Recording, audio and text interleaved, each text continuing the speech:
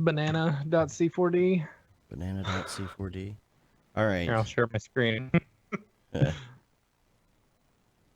right. All right. Check it out. We are live.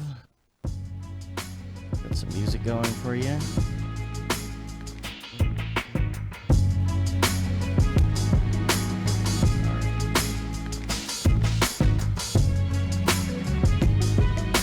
Stop sharing my screen.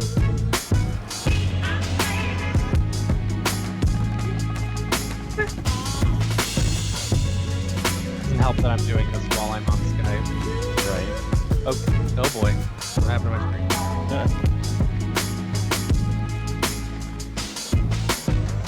Looks like everything's working. We got people coming in. What up, Impulse, Chris, and that's it so far. Live dashboard. All right, sending out the bat signal.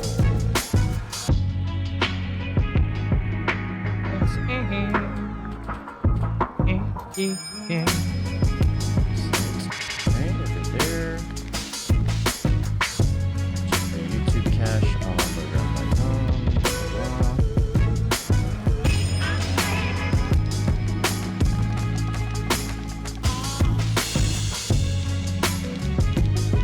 Share this on my Facebooks. You guys feel free to share wherever now. That's awesome.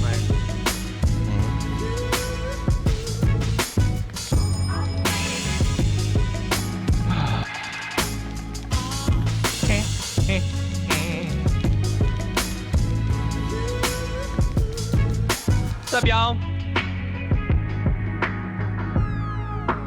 Alright, cool. Jason's here, Dan Marino's here. Who's coming to Camp Mograph? It's last week. Only a couple days left of early bird pricing. What is going on with my screen? Probably something technical. No, my stupid screen keeps on just going dark. And then it comes back up a couple seconds later. Ah, there it goes again. And, jeez. Boy, we're having some fun technical problems today, aren't we? Yes, Oh, we yeah. are. Yeah, alright. Okay, well, this isn't gonna work. What, all of a sudden your thing is just... Yeah, it's just like flickering on and off. Is it loose? No, I don't think so. Let me look. Could be the case. Man. Or something. Hold on a second. Some days everything just works, and some days everything just crashes. Alright, I'm ready to roll. Just make sure you're ready to roll, too. I'm good. And as soon as he comes back... Until it crashes. I mean, yeah. never know. No, well, that's actually been up pretty long this time, so I think we're good. Yeah. Oh boy. List of audio devices connected. Well, that's great. Oh, great. Can y'all hear me? Yeah. Is it Yeah. changing all your audio inputs?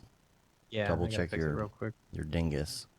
In the meantime, I'm going to go ahead and play this before the show starts. Oh, application audition has crashed. All right. Thanks, Adobe. I'm going to play this in the meantime, so let's let everybody hear. Get it in their heads, you know. Ruin everybody's day. All right, here we go. Please do, if you can.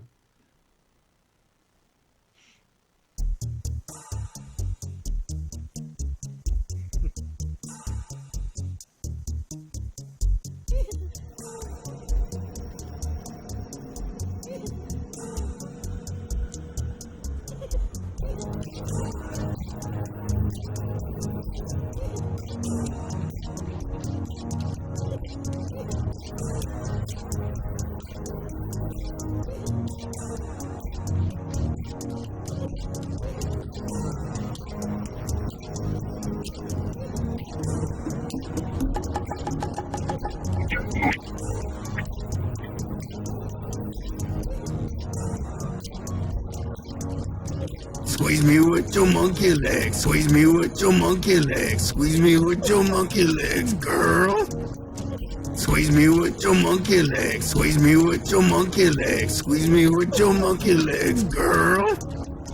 Squeeze me with your monkey legs. Squeeze me with your monkey legs. Squeeze me with your monkey legs, girl. Squeeze me with your monkey legs. Squeeze me with your monkey legs. Squeeze me with your monkey legs. I want to give you a banana.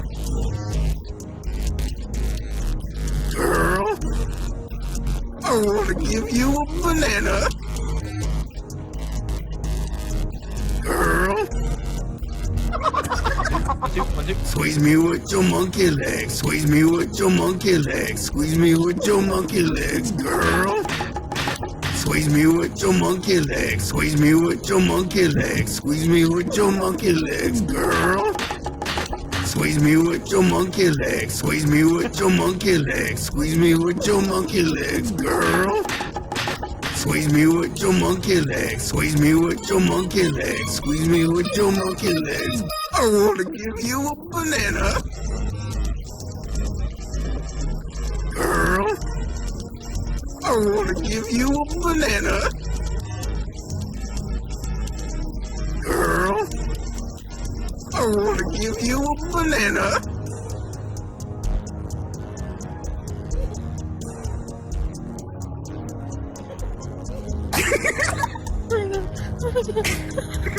Heat dropping?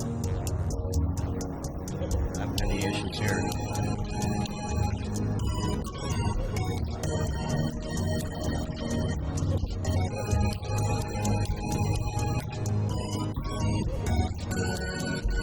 I want to give you a banana.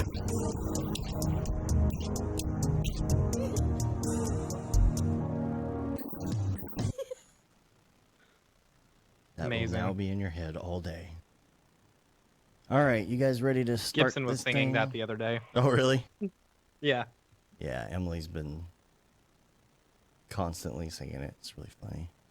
All right, let's do a show and stuff. All right. All right. Is the feed dropping? No, I have no right. issues here. Am I still here? Yeah, you're still here. We're fine Alright, here. cool. Knock on Stream wood. health is completely fine. So all right. Is everybody rolling audio now? I am, yes. Yep. All right. Cool. Whoa.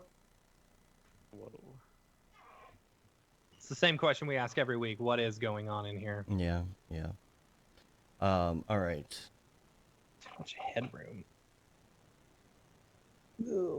I'm rolling here. Okay, so everybody's rolling. We're gonna do a sync.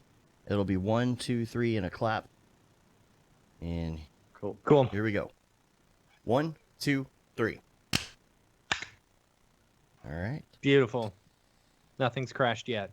Oh, knock on wood. Good lord. Yeah. All right. I rolled back a version, so hopefully. it'll Yeah. do it. It's been up longer than it has for the whole entire day so far. So, Yeah. all right. So we're gonna start. I'm gonna do the intro. Matt will introduce you, and you'll say hello, and I'll say, and MoGraph is a supplement to the site, blah blah blah blah blah, and all that. Cool. So, all right. Here we go. Do it. What's up, and welcome to another MoGraph MoCast. I'm Dave. And I'm Matt, and joining us today is our good friend, Mr. Nick Scarcella. Hello. And MoGraph is a supplement to our site, mograph.com, which is a motion graphics tutorial site with tutorials, plugins, podcasts, and other MoGraph stuff. And on the show, we talk about everything ranging from motion graphics to Cinema 4D, After Effects, plugins, render engines, doing business, doing taxes, being a contractor, or working for the man. And you can email us, info@mograph.com. Info@mograph.com. Email us, let us know what you think about the show. We got a couple emails this week. Number one was just a hello from Ken, who says it was nice meeting Hello, you Ken. at the Denver meetup. He said, "Hey guys, nice meeting you at the Denver meetup. I spoke with you briefly immediately before your talk. Actually, I believe it was Matt, mostly talking about the quality and fullness of his hair, though. It's very true. Anyway, looking forward to can't the help next it. one. Hope you enjoyed Denver. We did. Now, we also have quite an interesting email here from Caspian as well. We're going to read that in a minute.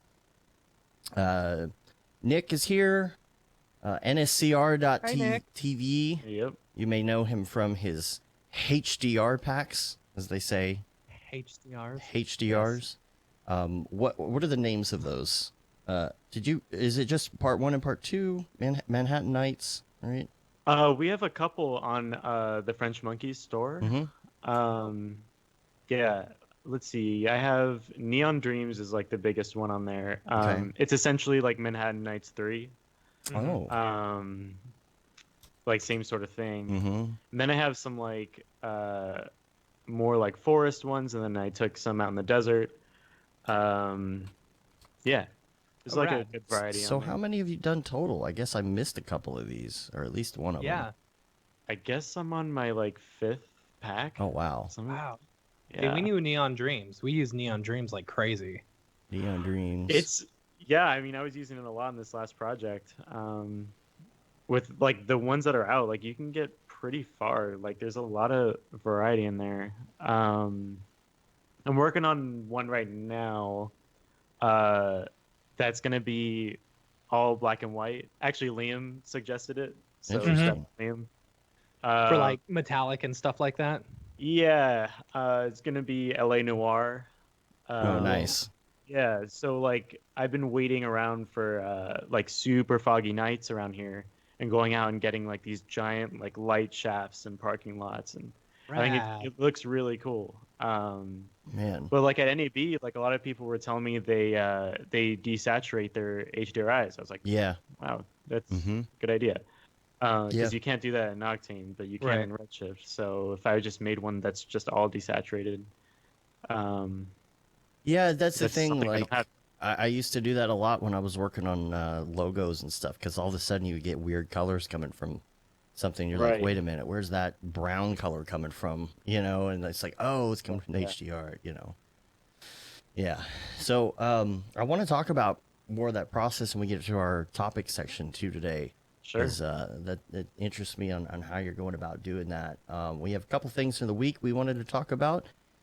Let's see, number 1 would be Camp Mograph early bird pricing. Camp Mograph. It's more of a retreat. So the early bird pricing ends on the end of the month, 31st, midnight. Yeah, which is like, what is that? That is Friday. This So Friday. ends Friday night at midnight. Mm-hmm.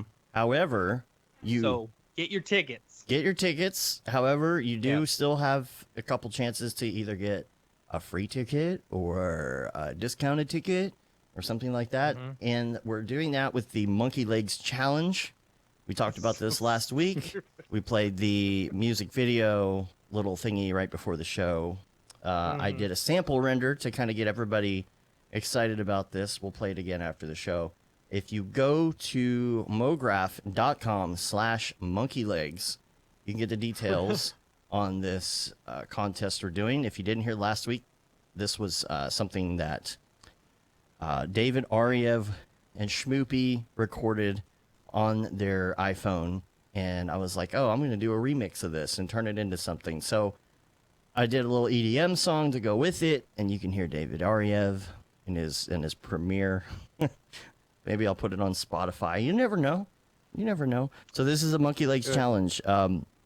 The contest, though, is to do 4 or 8 bars of your own animation of something having to do with MonkeyLegs. You know, let's get weird, people. Should it loop? It can loop. Here's the thing. I think it should loop. It can loop if you would like. You know, because then we could loop it a couple times in the music video. Right. It is up to you. Looping is preferred, but if you're doing something where you can't do a loop, that's fine. It was actually kind of hard for me to do this sample and actually make the hair loop. It's hard to make hair loop, you know. So, Yeah. But I did figure it out. Now here's what you do: 4 or 8 bars of your own animation. The format can be in any aspect you would like, because I know some people want to be able to share this on their preferred social network. You know, you want to put it on Instagram, whatever it is. Yeah, dude, it's dude. fine. We'll take all of these though. All the entries will be put into this video as a music video in the end. So hopefully we get a lot. The the way that you enter is you put it on Instagram and use the hashtag, 4 hashtags you need to use.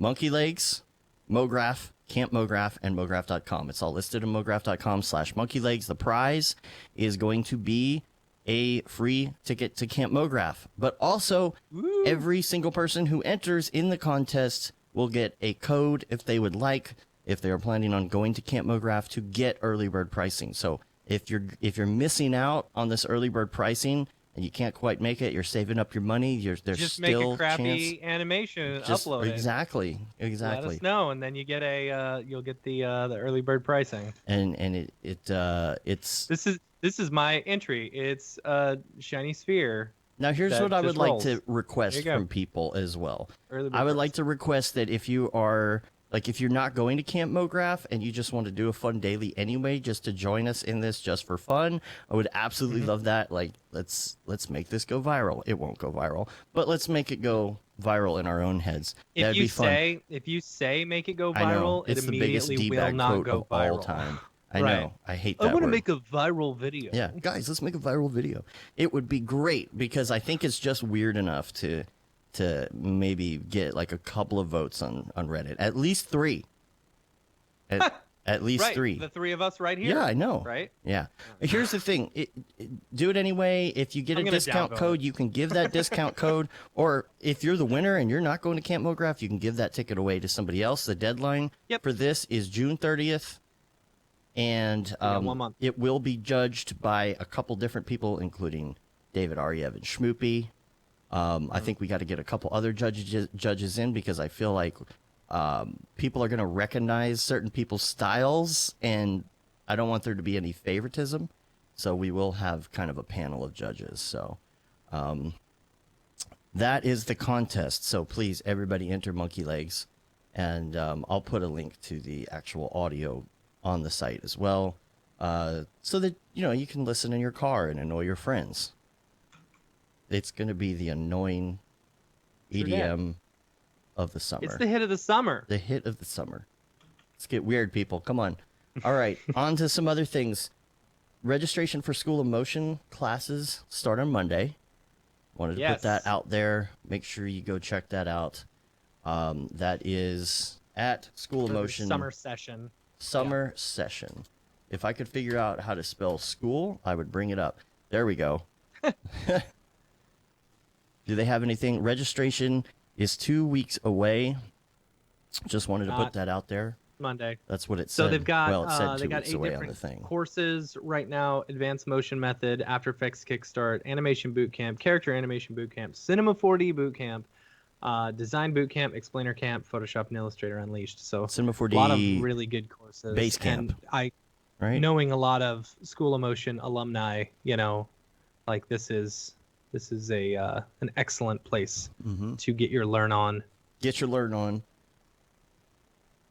Everybody basically who takes School of Motion class just has such great things to say about it, so make sure you check it out. I have been meaning to get around to taking some classes myself, but I have not found the time yet. Imagine that. Also, we did finally get in touch with Andrew Price. We did. Yes. Finally. The Blender guru himself. So I think we're working on trying to figure out scheduling, because that's the hardest part. We've been having a lot of calls with Australia recently, and it's been like really random, like how many Australian calls, and so we've got to figure out time. It's like 15-hour time difference for us, so it's we're having meetings with people like late in the evening, and it's actually the next morning for them, and so we got to figure out when we're going to do that. But we will announce when we're going to do that, so people can join in. And might be we're thinking next month. We're booked up. We've got our guests scheduled up until the 10th of June for the next couple weeks. So sometime within the next month or so, hopefully. Also, I would like to say that the new Rift, I'm enjoying it. I really like the fact that you can kind of see through the headset now with just a quick double click. The resolution for me has been the biggest thing. It is a very noticeable difference. You can see pixels, or whatever. But it is a very noticeable difference from the last one. It really, you can really see textures on things, on items and stuff like that. Really great not to have those separate cameras and all that stuff, So How often are they releasing like updated hardware for that? well, this is the first one in what 3 or 4 years Really? at this point. I don't know. I would assume they're probably going to do something similar to all the different game consoles. You know, I would hope, because if they're doing a new one every year, that just seems overkill. Yeah. You know? Yeah, it does. So I really like it. You don't have enough people buying it in the first place, let alone buying it every year. Right. You know? Totally. Yeah. Dave would be the only one. Yeah, I like to be on top of that stuff. But yeah, I'm enjoying it. I don't really have much more to say about that. I mean, it's something where Did you have to rebuy any of your games? No. Or do they work? No, you They don't. work. And that's the thing, Jason. In Slack, we were talking about that in the VR channel in VR Corner. You do have to rebuy some things, and certain things don't work, and all that. If you get the mobile one, the Quest. That's why I went for this one. Still more expensive. Yeah, so it's been really fun to check out games again with the better resolution and just feel the difference. It is noticeable. So, all right.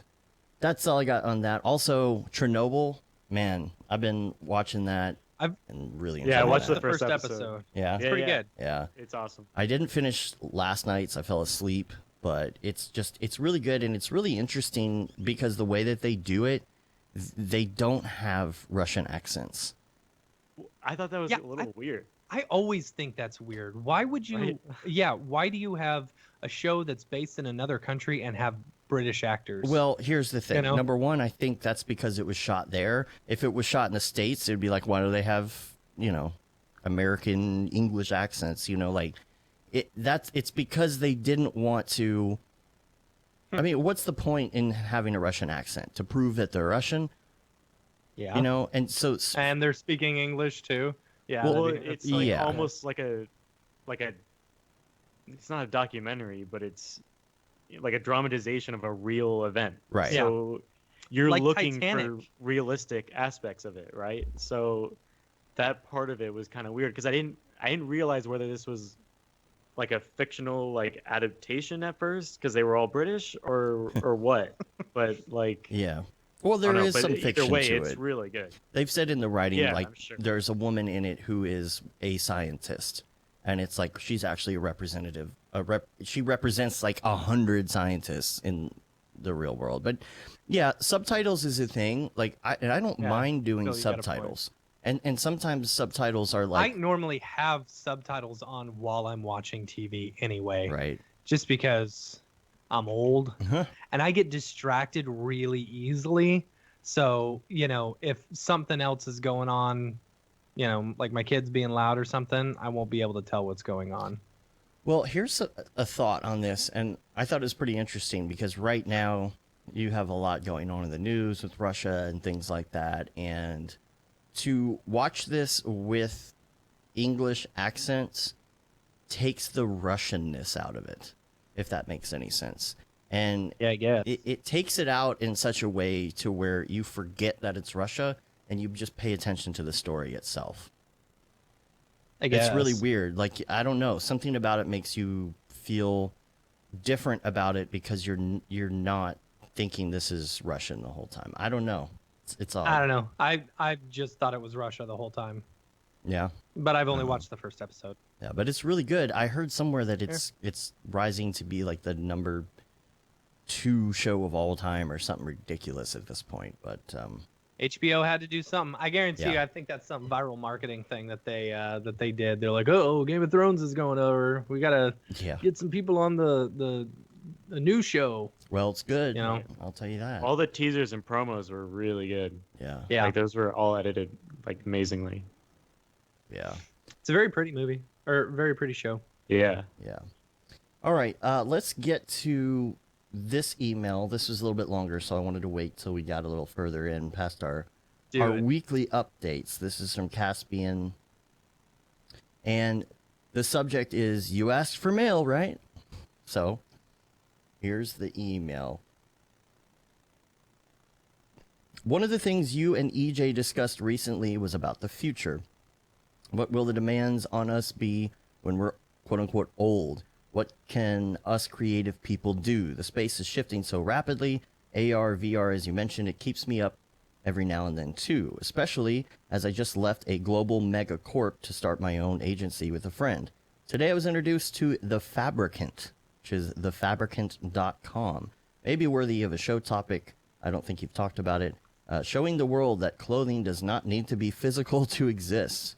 My initial reaction was, what is wrong with these people? This is totally unnecessary. But then I began to realize a few things. Someone who is paying $90,000 for a one-off piece of horticulture is probably responsible in part for a massive impact on the environment for an item that will only be worn once. But buying this one-off digital clothing bought with blockchain technology, so it's not possible for anyone else to have it, for use in an Instagram post has significantly lower environmental impact. The skills required to tailor them is in the realms of us digital artists. Okay, well, out of my league right now. But possibly it's also a time waste, but accepting there will always be super wealthy people doing what they want to appear to be special to the masses, it's probably better that it has lesser impact on our planet. Also, the one-off digital products secured by blockchain is a fascinating idea. In a way, moving back to the bespoke tailors and craftsmen of the past. I'd like to be creator of bespoke one-off content for individuals when I'm older, not companies, but less pretentious than digital fashion. Have a great weekend. Thanks for helping me along my creative journey and also for changing your name. It was a good thing that I think is having a positive effect. Cheers, Caspian. So, I checked out this site.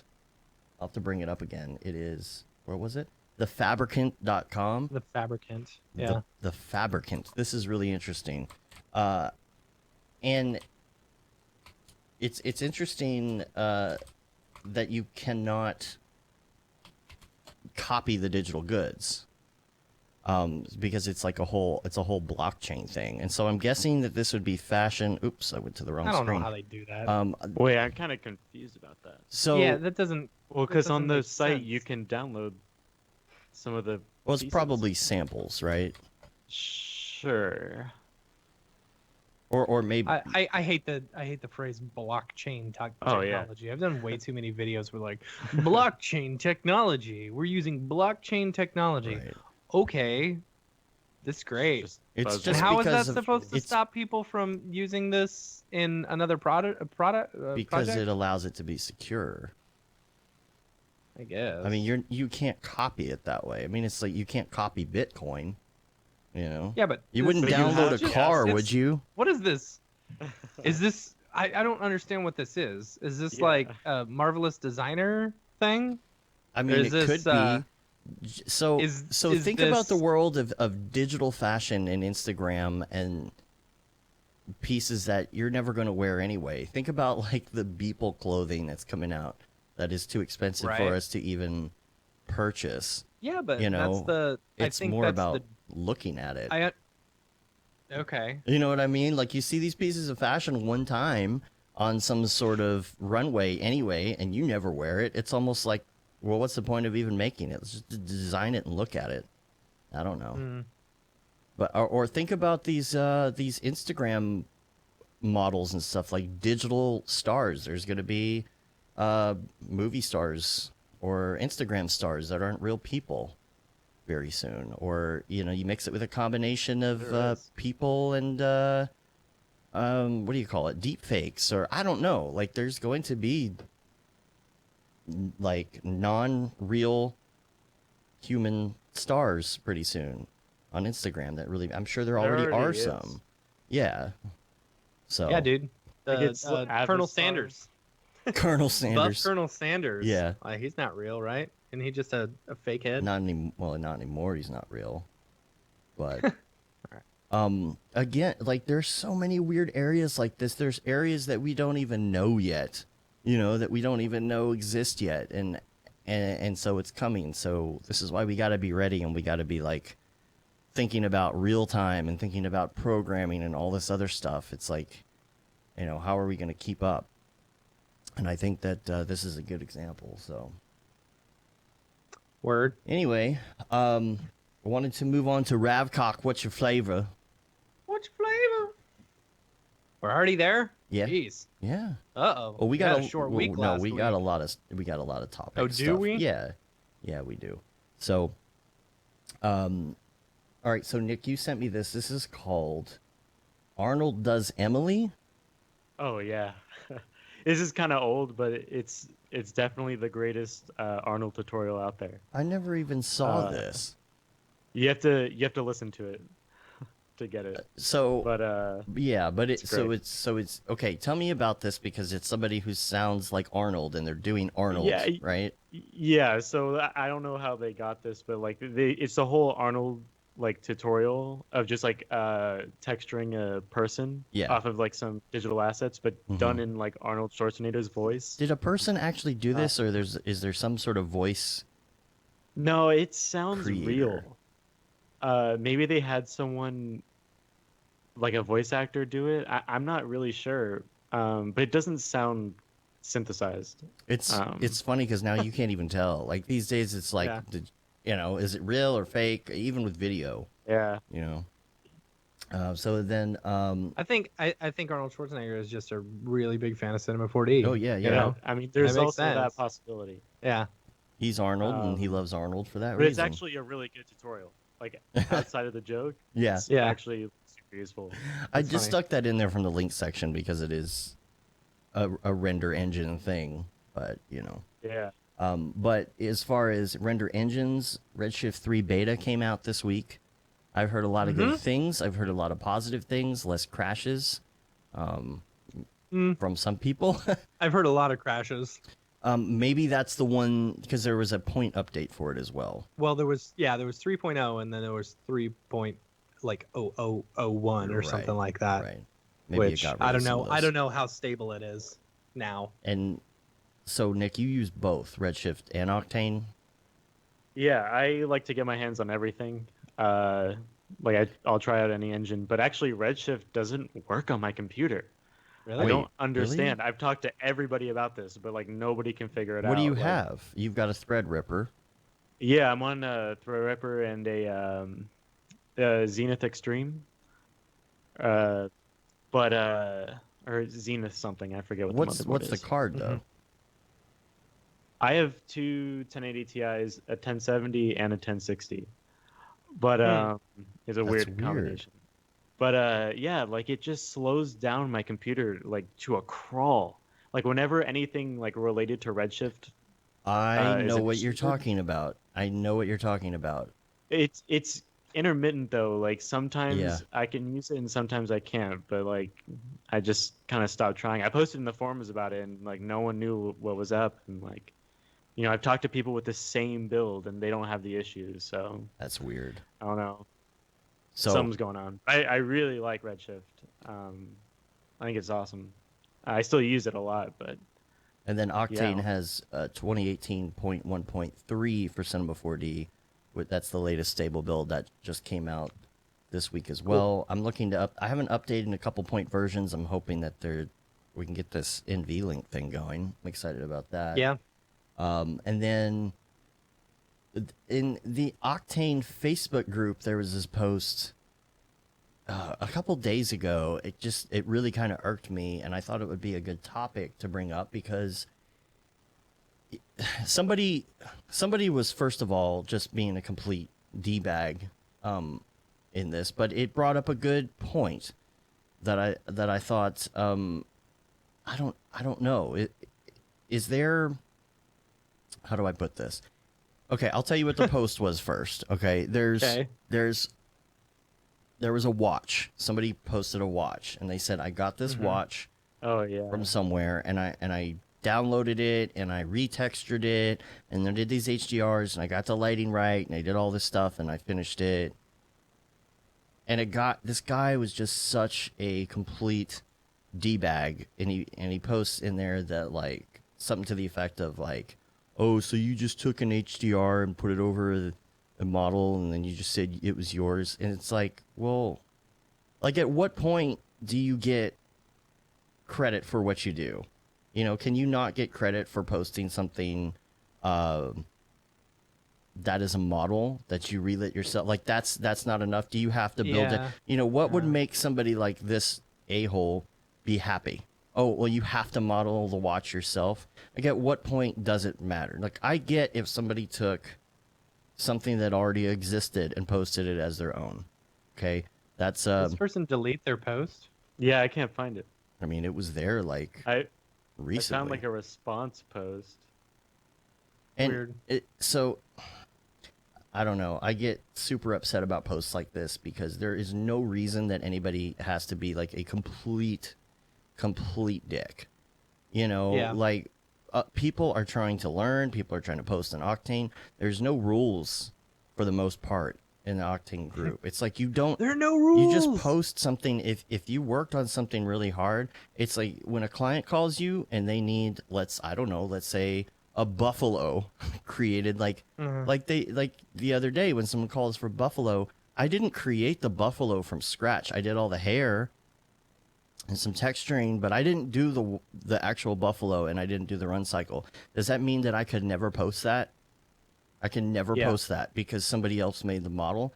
At what point will people like this be happy? You know, you have to do everything at the command line in order for it to be real. Well, you use Cinema 4D. It helps you make shapes. You didn't actually create that shape with code. Like, at what point is it just absolutely ridiculous that like, why do people need to still post like this? Why is there still this culture of putting people down and telling them they're bad? If it's a good-looking watch, it's a good-looking watch. Yeah. And your client's not going to care. There's a lot of people in our industry who, like, just don't model, you know? Of course. They you know, they'll buy assets and stuff like that, and their strength may not be in modeling, but their strength may be in, like, lighting and texturing and stuff like that. You know, I'm a decent modeler. I could probably model something relatively quickly, but my strength isn't necessarily in texturing, you know? So it's like... Or it's like, oh, there's an HDR. That's a Grayscale Gorilla HDR. And that's a model that you got somewhere. So what? You're putting them together. You're using your tools to put these things together to make things for people. Yeah, Beeple, like Gav Grant says, Beeple takes all sorts of stuff. That's what Kitbatch is in the first place. Yeah. They build these elements for you to bring into these things. Models you buy in Turbo Squid. At what point is it just absolutely... Sorry, I'm ranting because it really got to me. I'm why does this person have to do this to feel good about it's to feel good about themselves. That's why anybody posts that kind of thing on Facebook or on any system to put down a render. You know, it's not even like, you know, sometimes someone will post a render and it's clearly they're a noob, right? Yeah. They're clearly new at what they do. And so the best thing to do is to offer constructive criticism. Or somebody will post and you're like, yeah, that's not really that good. But you don't just blatantly go out there and just completely bash the person and tell them that they suck. There's nothing helpful about that kind of talk whatsoever. How does that help? Yeah. How does it help the person? It's not going to get you very far in your career if that's the way you treat, you know, all the, you know, each thing that you see. You know, if there's no sense of... So, back when I was in high school, we did a TV show, you know, and I had, like, a really sour attitude when I was directing the TV show. I wanted everything to be perfect, and I'd yell at people when they weren't doing it right, blah, blah, blah, you know. And I pissed a lot of people off that way and realized we weren't going to get very far if that's the way, you know, I was going to be. Then coming into college and going into doing some directing some of the classes and stuff, like, I took that advice from high school where, you know, I knew it wasn't going to get me far, and, like, I was the most chill, relaxed director we'd have, and people were very positive and very, you know, would take criticism and stuff like that very well. So it's like there's no point in just kind of being a dick about it, you know, because it's not going to get you anywhere in this industry or in anything. Phil says that Tom Glimpse should have moderated and, like, banned the person, but I think it's good to keep it up because it just draws attention and just shows, hey, like, all it's doing is showing what an a-hole this guy is, because he goes on Like later on, he responds to different parts of the threads, and he was like ranting about millennials and all this kind of stuff. It's like, God. Dude, like you're making yourself look like a complete asshole right now. It's just like, don't be that person that just like, really, are you that good? Are you that good that you can say this to this person? Because I don't think so. Yeah. Because I think if somebody goes to the guy who did the actual post and asked them for a watch, and he did this, and he delivered it to the client, he'd make his money. And guess what? He's probably going to make the same amount of money you would have if you would have modeled that watch from scratch. So is it really that important that he modeled it himself? Tesla Rock says, I'm an okay modeler, and I envy guys like Beeple, Aryev, Mitch Myers, who can create new different perspective and emotions with different shaders, lighting, camera animations. That's the whole point. You know? I don't know. I don't know, like, Beeple, he always says that he can't model, and then he kind of does this kind of, different way of doing it. Basically, just like a lot of us, I think it's one of those things where you can kind of model to get the stuff done that you need to do, kind of like me, but I'm not freaking MotionWorks or whatever. Yeah. You know what I mean? John Dickinson. It's like, I'm not doing it like fully the correct way. But again... But if you're not taking advantage of the amount of assets that are out there, then you're doing something wrong. Right. Yeah, like, you're not using your time effectively, because every second really counts, Like, when you're under the gun, it makes no sense to not use stuff that's available for relatively low prices. I mean, you are doing it wrong. I get someone who takes a lot of pride in the fact that they can model well. Like, for example, we were, I wanted to do a little banana animation for the MonkeyLegs thing. I was like, okay, how would I model a banana? And then I was like, let me just go look on Turbo Squid and see if there's a banana, which me personally, I don't love using pre-made models and stuff. I love modeling it myself, but that's just a pride thing you got to get back. You got to get past, Yeah. EJ from iDesign actually just posted a link relative to this, and this is something that Beeple posted, which was let's see if I have a day on this. EJ posted something on May 23rd, and Beeple replied, and he said, I always go back to this image someone sent me once. And it says, I thought using loops was cheating, so I programmed my own using samples. And then I thought using samples was cheating, so I recorded real drums. And then I thought that programming it was cheating, so I learned to play drums for real. I then thought using bot drums was cheating, so I learned to make my own. And then thought using pre-made skins was cheating, so I killed a goat and skinned it. And then I thought that was cheating too, so I grew my own goat from a baby goat. I also think that's cheating, but I'm not sure where to go from here. I haven't made any music lately, what with the goat farming and all. So it's so true. Like, at what point, you're going to have to make your own HDRs pretty soon. You can't use NICs anymore. Hey. Yeah. You didn't make that HDR. It's like, at what point? Like, you're not. I mean, those are just buildings that are already there, Like, you didn't model all those buildings and then create an HDR from it. You didn't make that's how you took a picture, dude. Yeah. No, that's how this whole thing started, actually. Yeah. Like, when I was doing this scene where I needed, like, all those kinds of reflections, right? Mm-hmm. And so, like, I couldn't find an image out there to do that. Mm-hmm. And so I was actually, like, modeling and texturing buildings to have reflected. And then I was like, I wonder if I could just, like, put a picture and project that into the scene. And so I just started, like, with random stuff off of Google. I was like, wait, I'm like a couple blocks from Times Square. Let me just go down there and, like, see what I can do. That's how it started. That's literally how it started. I'll make my own HDRs with hookers and blackjack. Yeah, well, I was like, it's easy. Yeah. So let's talk about that. Did you have to Photoshop everyone out? Yeah. Okay. Well, I do that. I do that now. I used to not. yeah, it's a real pain. So let's talk about the process a little bit. I want to know about this. Sure. So let's say, okay, let's the one, the Manhattan Nights, the New York one that David Ariev used on the racetrack thing for Deadmau5. Yeah. Let's talk about that HDR in particular, just as a sample. So that one, I believe that was done in, was that a Times Square one? No, or is similar to that Times was, Square? Oh my God, I'm blanking on the name. It's a subway station.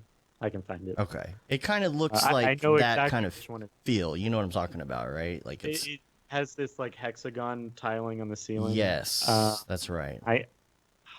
God, I moved out of New York a year ago. I can't remember. Yeah. Well, But I know exactly what it Yeah. is. But like, I use the Ricoh Theta 5, okay. which is a 360 camera. I actually have it. Now it's I have an like- old one. Are these new ones? Do they have better resolution or? Yeah, they actually released a new one last week that can take 8K or Wow. like 7K, Nice. I guess. Yeah, and then I use like some third-party apps to take like the bracketing and then do Yeah. the HDR like fold down in Photoshop. That was going to be my question. So, for the bracketing end of it, are you using third party? Isn't there a third party app that Nick Campbell had something to do with for that? Yeah, but that one doesn't work on mine. I guess Oh. it works on yours, the Theta S. I think it's the that- S. Yeah. But on the 5, it wouldn't link up.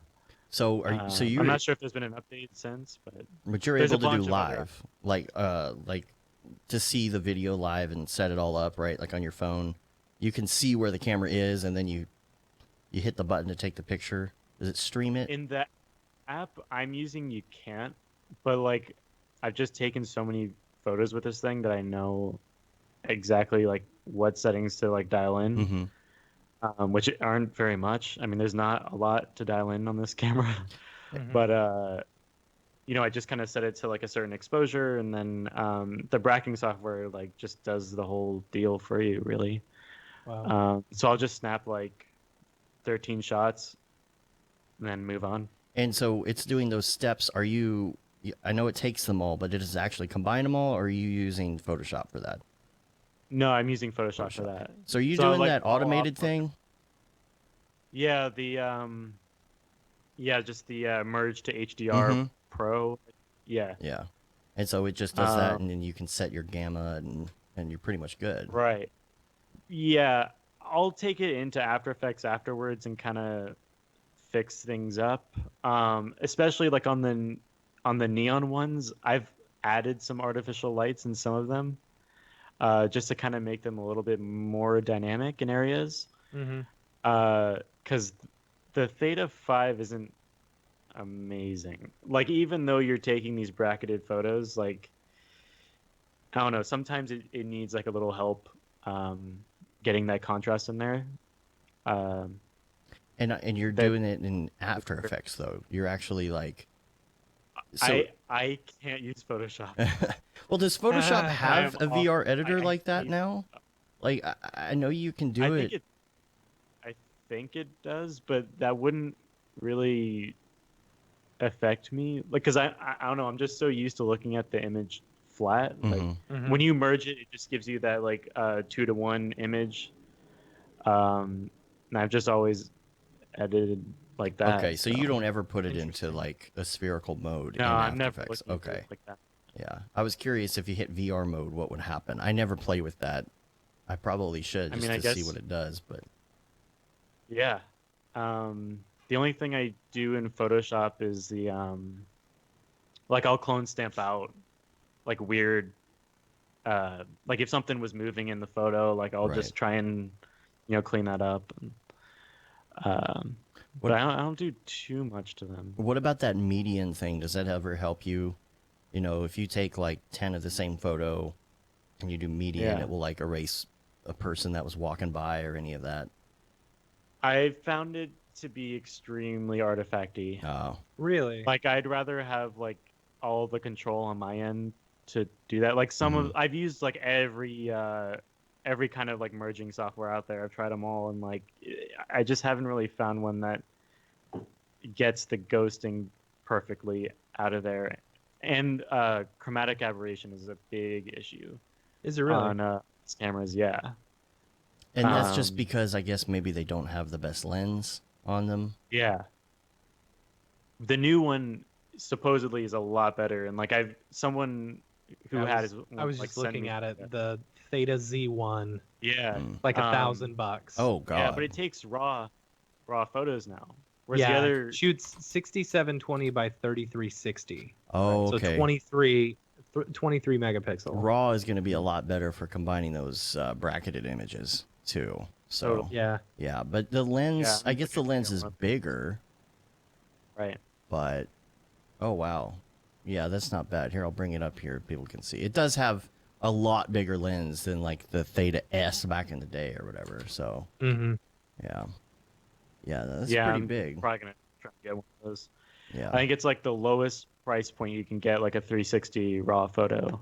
But I've looked into getting an 8mm lens for my A7 III to like take a DSLR bracketed photo, and then a tripod head to like swivel around. But like, what about doing the mirror ball, the garden ball way of doing it? I know that's a huge pain to set up, but yeah, see, I'm just like run and gun style, right. Getting in like these areas that like I can't clear out, so I gotta be quick. Oh yeah, I guess so. So like setting up like I'm basically running around with a selfie stick with this camera on it. Yeah. With the Theta 5 and just like plopping it down, like getting as far as I can before I lose signal to the camera. Right.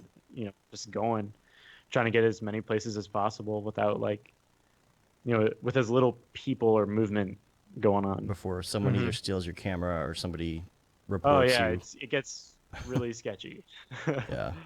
But does anybody ever come up and like start asking you what you're doing? Yeah, a couple times, but like it's whatever. I'm just like, look, I'm just taking a picture. Like it's fine. Yeah, like a law enforcement or just like a random person. Just random people. Yeah. Just I mean, they see me like plop a interested. device down and run away. Oh. And, Yeah. What's going on? I'm just taking a photo, dude. Yeah. I get people come up to me like if I'm flying a drone or something, and they just want to like talk to me all about it. And I'm like, yeah, dude, that's really great, but my drone is in the air, and I'm like losing battery right now. I've had people come just talk my ear off for like 45 minutes about droning when I'm trying to drone. Sure. Just Well, I Just don't know how to droning on. Yes. Oh, dad jokes. Yeah. Like I don't know how to explain like a 360 photo, and then what I'm doing with it. You'd just be like you wouldn't understand. Yeah, like I'll try, and it just leads to more questions, and Yeah. I'm like, all right, I gotta go. Yeah. Sorry. You just say someone online got really mad at me because I used someone else's HDRI. Yeah, so I have to do go this create my own in order to HDRIs. Impress him. In order to impress the random stranger on the internet. Yeah. Totally. Yeah, got to make those people happy. All right, so let's talk about kind of your changing career because you're freelance now, and how long have you been doing that? The freelance? Mm-hmm. Coming up on a year. On a year, and Like this month. And before that, what were you doing? I was a full-time audio mix assistant in New York. Okay. Like we did a lot of commercials, a lot of like the HBO like promo stuff. But what were you? So you were doing mixing. I was an assistant mixer there. Okay, doing audio. This place called Herd City. Yeah, it was awesome. So what got you into cinema?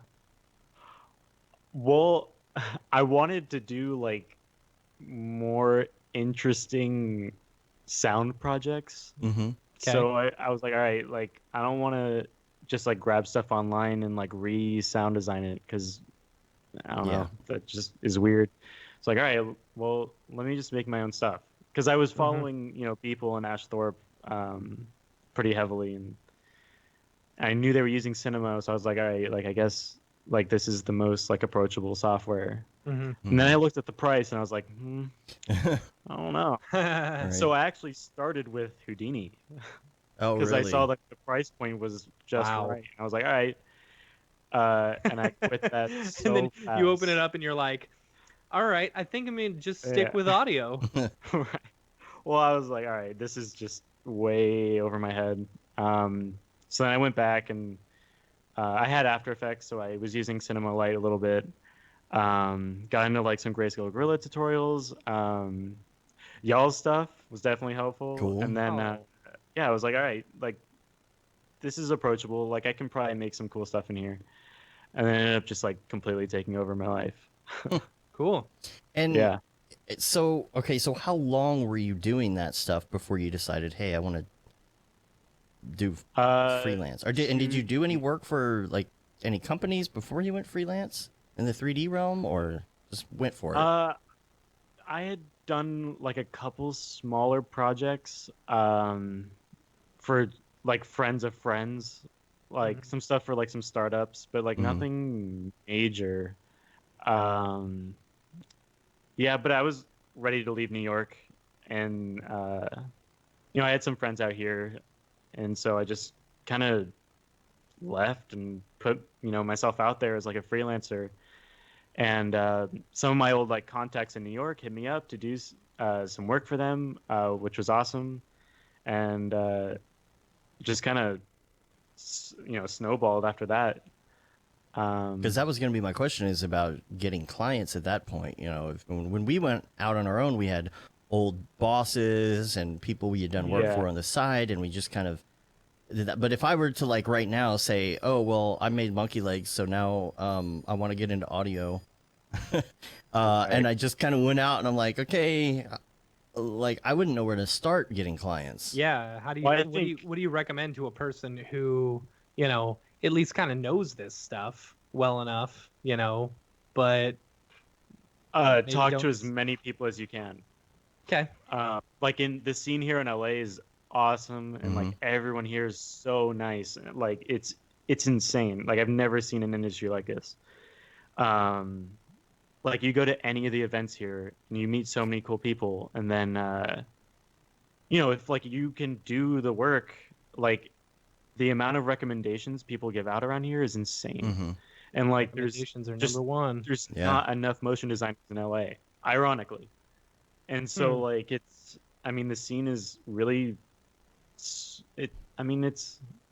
I think it's relatively small, because I mean word gets around like crazy. But I mean, if you know how to like handle yourself and not be a jerk like this guy on Facebook, basically, like you know, you'll definitely find work. I mean, LA's not lacking in studios, right? For sure. That's for sure. And you know, just like messaging people, like different studio owners or like producers, saying, hey, like, you know, I'm available if you guys want to meet, like I can come by and just hang out, you know, we can just talk. And how are you dealing... have some like FaceTime? Yeah. No, how are you dealing with like the... Well, I guess here's the question. Between New York and California, what is the cost of living difference? Is it that much different? You know, because like if I were to move to LA, the cost of living would just suck for me. Yeah. But if you're coming from New York, maybe that's not so much of a change. It's not that much of a change, but I'm definitely more comfortable in LA. I think like the price of entry is the same, but the value is better here. Interesting. Like you're still gonna pay a crazy amount for like anything, but like the level between something good and bad, like it is really thin. So like you're gonna be paying a lot no matter what. Right. But I think like anything for the like equivalent price is better in LA. I mean, depends on how you feel about driving and traffic. I don't like driving or traffic. But that's why I love Subway that's more. I think that's why I love New York. I hate the subway, man. I could not stand the subway. Really? Oh, dude, like I got like so bad. I got such bad claustrophobia. Oh, okay. Yeah, I was not about it like being all huddled up. Yeah, and I But, can imagine that just gets like anything. Like if you go on vacation in New York, it's like, oh, the subway, and then like if you live there, it's just got to be like, God, the subway. I mean, it goes down like all the time, but I mean, you know, New York definitely has some like perks to it. I mean, it's a really cool city, obviously. And I still work with people out there. Yeah. A lot of friends out there. Yeah. But I just prefer the LA lifestyle. Now, Did you have to buy a car? What's up? Did you have to buy a car? Oh yeah. Yeah. Got a Ford EcoSport. I love that thing. But yeah, I love driving, so that was fine by me. I'd much rather sit in my car, like with the sun coming in, than like, you know, being in a cold, dark subway. Yeah. For sure. So what is this project that you're working on? It doesn't say what it is. It just says personal project. You have something you want to tease, a new thing coming out? Yeah, I had a little bit of time off in between jobs here, so I was seeing what I could do within like a week, like 10 days. And so I love title sequences along with pretty much everybody. So I was making a title sequence, like an alternate title sequence for Hackers, which is one of my favorite movies. I'm basically done. Are you timing it? Like, are you timing it out with the music and everything from the actual movie? Yeah. Nice. Well, I grabbed like one of the main tracks from the movie because the soundtrack's basically all I listen to anyways. And then you know, I worked to that, and then I made my own track in the same tempo. I gotcha. Nice. So, Okay. Yeah, we haven't talked about your music background much. Like audio, yes, but music, like as far as music and instruments are concerned, like what is your background in that? Well, I've been doing music since high school, but it's always been more of a hobby. But yeah, I use Ableton. Love it. I've been using it forever. Oh, see, I made now I know who to commercial call stuff. when I have questions because Oh yeah. I'm trying to learn some things, but some stuff just still doesn't make sense to me. So, you know. Yeah. Well, actually, I thought like the transition from Ableton to Cinema was really smooth. Oh, really? Like, Really? it operates in a really similar way. Hmm. It looks kind of similar, to be honest. The hardest But, thing like, I had to get through was like flipping between the different modes. You know, like I forget what the modes are called, but session and arrangement. Yeah, yeah. I only stay in arrangement. I don't like to. I don't have any like mixers or like beat pads or none of that. Oh, okay. I just stick to mouse and keyboard. I mean, a lot of people use Ableton in the other way, like in the session view. But I just prefer the workflow in the arrangement view. See, I like being able to like kind of play with maybe a couple loops, Sure. You know, and then save them over here and then see what I like better, you know. That seems helpful. But when you build this stuff though in Ableton, so you're just piling the tracks on top of the original to create your own, right? Well, I mean, I just basically laid down the original track like on the grid. For timing. You know what and I'm just following all the same beats basically. I mean, figuring out the tempo's easy, and then from there on, like it's relatively straightforward. Like I'm just making my own thing in a similar style. So you took that, you put the track on there, you made your own version. When can we see it though? That's the question. People are asking in the chat room now. Either tomorrow or the next day. See, they're keeping you accountable now. See, now you gotta. Everybody's gonna be waiting for it. I would have released it today, but this render screwed up. I was using the OSL nodes. I really like the OSL nodes in Octane, but like sometimes they do like really unexpected things when like you're hitting render. Like I was using the flakes. Because in one of my scenes there's a subway, and like the flakes is the perfect texture for the floor. I mean, it looks identical. Right. But when I was rendering it, like I couldn't see it when I was just working in the viewport because it was just too small. But the dots are animating. Like the flakes are moving. Like they're like popping in and out. And I was like, yeah, what? You don't want that.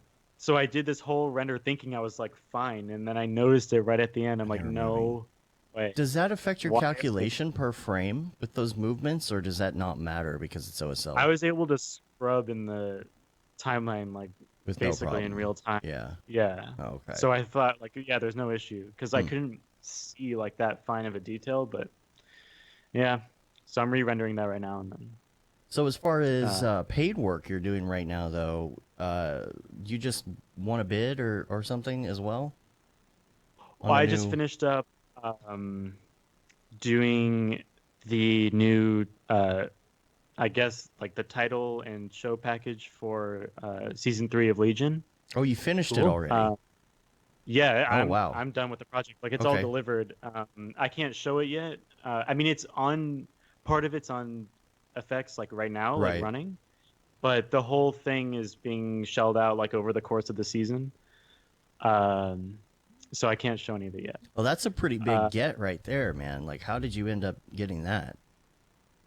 Well, I was at State Design, which is a studio here. They're awesome, super, super nice people. And I was working on another project over there, which I can't say anything about yet.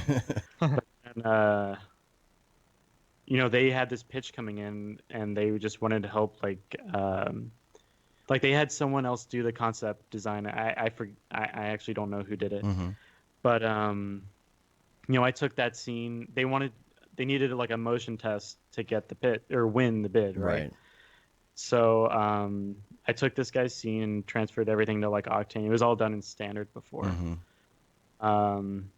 Transferred it to Octane, like redid this rig that was going on there to make it like production ready, and we won the bid after like a week of kind of messing around with that.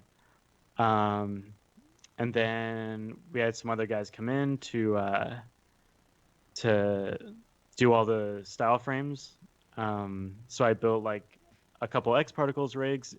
Basically, this whole thing was it's kind of centered around this like lava that's like a lava lamp, rather, like the goo inside. Okay. So it's all just like metaballs, wax undulating, and well, the metaball was taking forever. Really? And it just wasn't. There wasn't enough detail going on to what we wanted. So what can you use metaballs for at this point? I guess nothing. But yeah, we were combining like different X particle simulations or like fluid sims that were skinned in the OpenVDB mesher, and then taking those and like putting a bunch of different sims together into the cinema volume builder. So then they were all just being like, you just get this like really nice detail of like tearing, and there's other objects in the scene, and then those were like subtracting from the volume. And it was really cool, but it took forever to calculate. Yeah, I bet it's super high poly, huh? Oh yeah, I mean it was insane. Yeah, like we spent like a week troubleshooting this thing to try and like figure out the best way to do it. Yeah, it sounds a lot like what Stylo was doing on the stuff that he showed off at MDC. Yeah, I guess, but he was using real assets or like actual footage to do that. Well, they were doing some stuff with volumes and fields. Really? And I thought it was like paint. It was, but there was a mixture of stuff that they did with the final output of that paint. And yeah, I showed it. I don't know if they're going to release any video from MDC or not. I heard a lot about it. I wanted to watch it because I really liked what they put out in the end. Yeah, they're hopefully they post all. I mean, they had cameras all over the place. I'm assuming they are, and people would probably love to see it. Yeah, but you know how that goes. I got old talks and stuff we recorded sitting on drives ready to go to Yeah. No, that's But anyways, awesome. it was it was a lot of fun. We had a really great team. Me and Liam Ward kind of started the whole thing out with like the design phase after we got the job, and then Blake Fowley and Alex Leamington came in and just killed it on the production. Yeah, those guys are awesome. Well, I can't wait to see some of it at least. I know. That's a long time to wait. It's for real. Like I can't wait to show it, but it's gonna be a little while, unfortunately. Oh yeah, Pedro posted. It was a great experience. It was a lot of fun. There's Pedro posted 23rd C, which is that's the company that Stylo started. There's a behind the scenes, so I'll put that in the show notes as well. Hopefully, where did that link come from? I don't see it in our dingus. I don't know. I think it's interesting that people are actually able to post links now. You know. Well, a lot of times I actually approve the links before they show up in the chat. That's why. Oh, okay. Yeah, I'm watching on the dingus for that too. There's so many dinguses. Dingai? Dingai? Dingai. Dingai. We'll call it that. Funny. Yeah. So I also wanted to talk about finding extra time in your day, because if you're someone as Matt yawns, see, and this is kind of to my point. No, but this is to my point. What most people start doing is they start sleeping less. Mm-hmm. Oh, you know, I am a lucky person in the fact that I have very much trained myself to be able to live off of as little as 4 to 6 hours a night. Yeah, but that can't be good for you, right? Yeah, that's what I'm on right now. Here's the problem though. Like if I was to try and lay down and take a nap, like I would not be able to get to sleep, you know? Yeah, and I'm kind of trying to think of it in this way, like let's say it's early in the morning, right? Like what time do you get up in the morning? 6:40. 6:40. All right. Nick, what time do you get up in the morning? When I need to, basically. Like I'm like a all night person. Right. Like I do all my best work like in the middle of the night. So same here. I don't know, but like I'll still like go to bed at 3 and then wake up at like 8 or 9. And that's like, my problem too. Stay up like as much as possible. See, 6 hours. That's not bad, you know. Yeah. I would always like when I was younger, I'd go out and party, and 10 o'clock was the perfect time for me to wake up. You know, 10 a.m. Mm-hmm. But I'd stay out till I'd finally get to sleep around 4 a.m. That's still 6 hours, you know. I actually find that I have more energy if I force myself to wake up than like letting myself sleep in. You know, totally agree. Yeah, totally agree. No, I get that.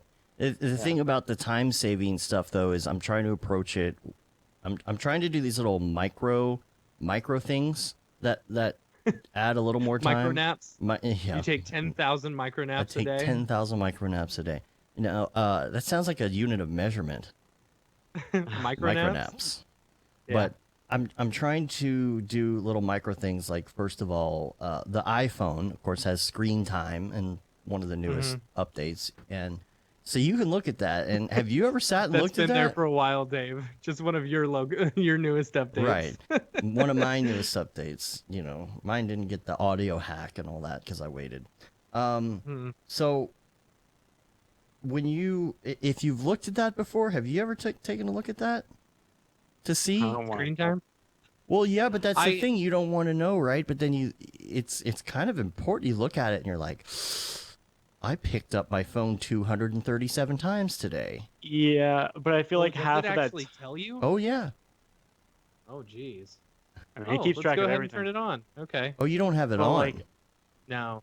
Sorry, Nick. Go half ahead. that time, it's like if I'm waiting for like Octane to spin up, like, and it takes like 2 minutes to load the scene, like I'm gonna look on my phone. Like I don't know what else to do really. Well, so like that's half of my phone time right there. Really. I look at it and I see that there is some time that's like productivity and emails, and I'm not so much concerned about that, but I start looking at things about like how many times do I pick up my phone, but then I ask myself why. why did I pick up my phone at that point? And how much time is that wasting in a day, in a week, in a month, in a year, and so on, right? And then I start looking at things like notifications. I don't need to know that @_something wrote this render is fire under an advertisement on Instagram. But I get that notification and I pick up my phone anyway. That wasted my time. Yeah, I don't get notifications on Instagram. I've taken a lot of them off, but lately, like with Camp Mograph and all this stuff, I had certain ones on, and I'm thinking, well, can I get rid of that? And then I look and see how much time I spend on Facebook every day, or Reddit, or whatever. A lot less on Facebook. Yeah, I don't want to see my Reddit usage per day. But that's the thing. You're going to see it, and then maybe you need to see that. Yeah. That's how I start looking at it. Maybe I need to look at these numbers. Maybe I need to know exactly how much. Like today, I've spent an hour and 23 minutes on my phone today already, and it's 1:30. Oh, yeah? Okay. So you can set app limits and all that if you really want to, but I'm looking at this from more of like an average perspective, so like weeks. Like if I go to the last 7 days, right, I can look at this and see how much time I spent in Chrome, Reddit pics, that's what I looked at, is Reddit pics, messages. You get stuff in there like GPS. You're going to use all of that stuff, right? But when you start like really drilling down and looking at like how many notifications you get a day, I get 138 notifications a day. And if I pick up my phone for every single one of those, I'm going to end up on my phone for probably 30 seconds to a minute. So all of a sudden I'm wasting 140 minutes a day just picking up my phone. And so there are these micro things that I'm looking at. But then also taking stuff that I do within the day and trying to figure out, here's what I don't want to imply is that like having fun or playing video games or whatever is completely unnecessary, because video games are fun. It's fun to play video games. But think about it this way. I want you to, both of you, like get in this mindset real quick, okay? I'm in the mindset. You're in the mindset. Right. It's early in the morning, right? Super early in the morning. How early? How early? It's 30 minutes before you're supposed to wake up. Okay. Okay. And all of a sudden, here's your phone. Get up, get off. And in your head, if you had just a little bit more time to sleep, that'd be so great. What if you had an extra 10 minutes? You could hit that one more time. And you know what? You had that extra 10 minutes last night, but you know what? You played Mario Kart 3 more times because you almost got through that level on 200cc, but you didn't quite make it. So you tried again, but you didn't make it. You turned it off, and you wasted that 10 minutes. And so the next morning, you would really love that 10 minutes. So I'm thinking about these little micro-y things, like maybe don't have that last drink. Maybe don't have that last game. I don't know. Well, I look at that time as like clearing the slate. Yeah. Like if I'm all day trying to figure out some design problem, like I need to do something to like get my head totally right, with you. And like I actually don't play very many video games at all anymore, because like I get sucked into it so hard and like so obsessive with it. So I just deleted everything. But like I'll like make music or something for fun, like to get out of cinema for a while. Or I'd go skate like all the time just to get outside a little bit too. We got another skateboarder. Yeah. There's a skate park at Camp Mograph. Oh, very tiny. Yeah, really? you should go. Very tiny. All right.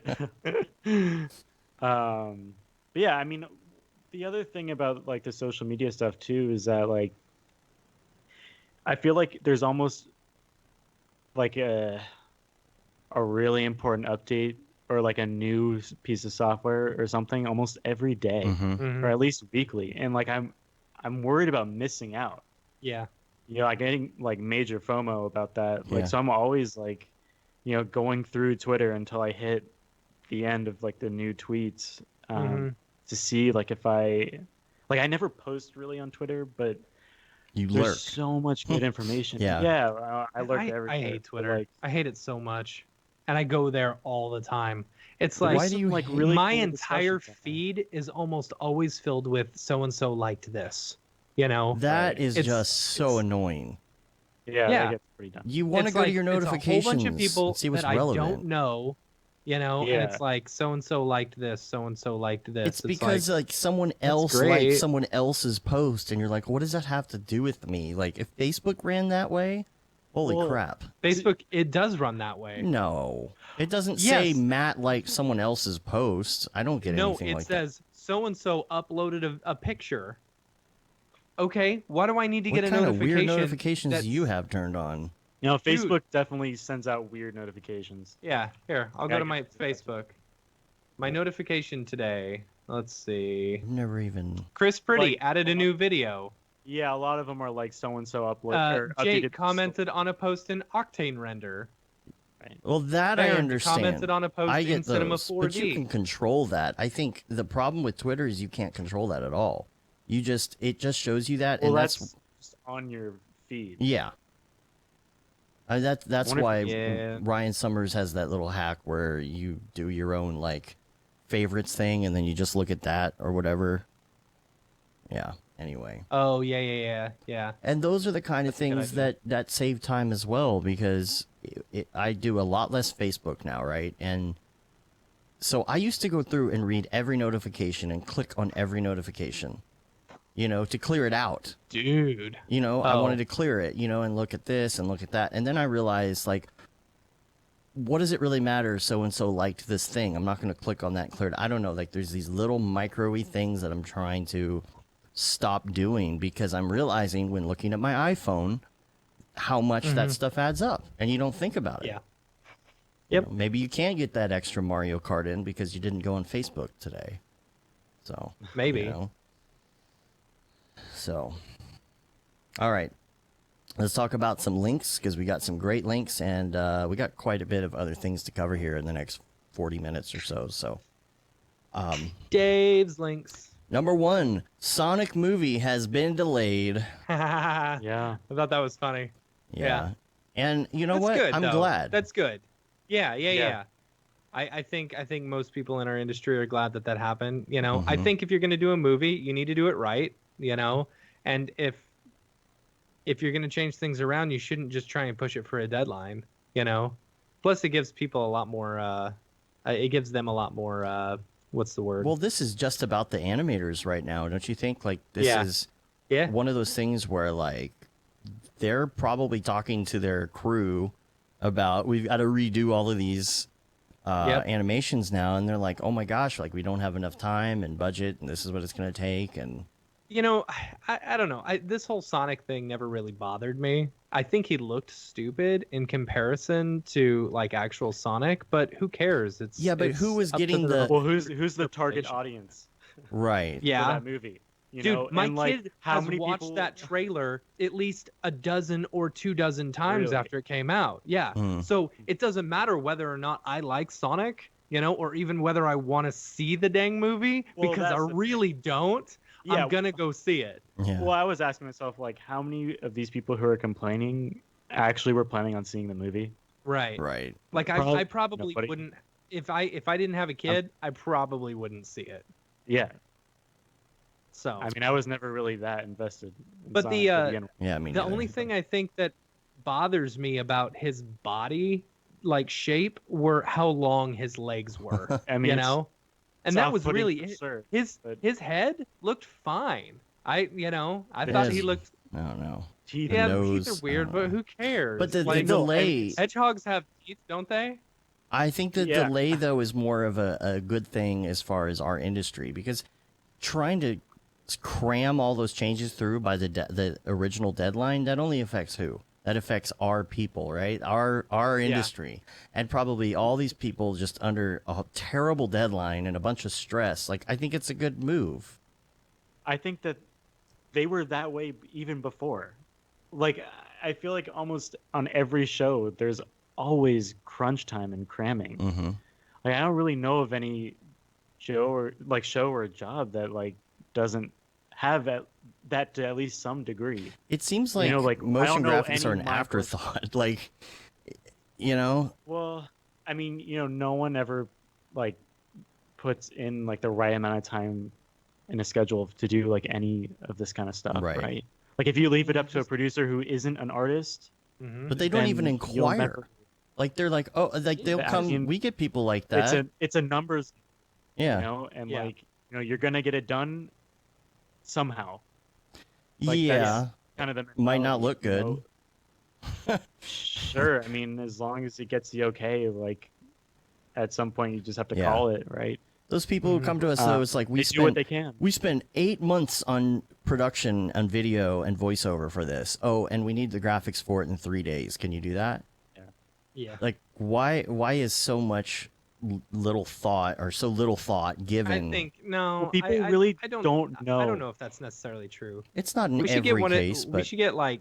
I would love to get like John Lepore on here to talk about like the process behind doing a Marvel movie for them. Yeah. You know. Yeah, I wonder how much of that they can actually even talk about, though. That's the problem. Yeah, that's true. Yeah.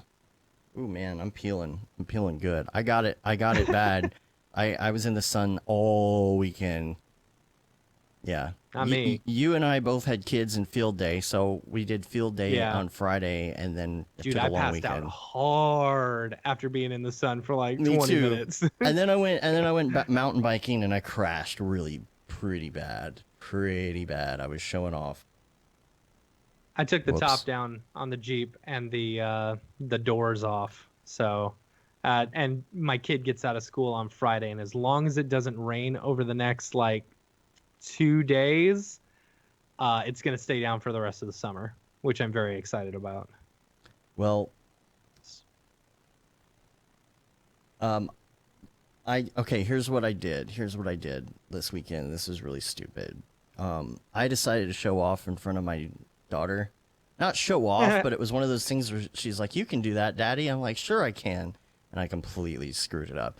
So I got her a new mountain bike, like a real good mountain bike, and she's only 9, so this is like a kid's mountain bike, but it's a good mountain bike, and she's been showing that she's really into biking, and so I was making sure that it was something that she was really going to do before I bought it. So I buy it and I take it to an actual mountain bike trail with her. She's done some off-roading stuff. We've done a couple hills and things like that, but this was more of a like rocky, like actual mountain bike trail. So she was doing great on it, but we were going down the trail and we saw this little ramp that was like made out of wooden slats. It's about 4 feet high, and it just goes up and back down, like part of a sine wave, right? Easy enough, right? I've done hills before, not a big deal. The only thing is it's pretty tall, and I haven't been mountain biking a lot lately. Like I used to really do it back in the day. Man, I wish I could have seen that.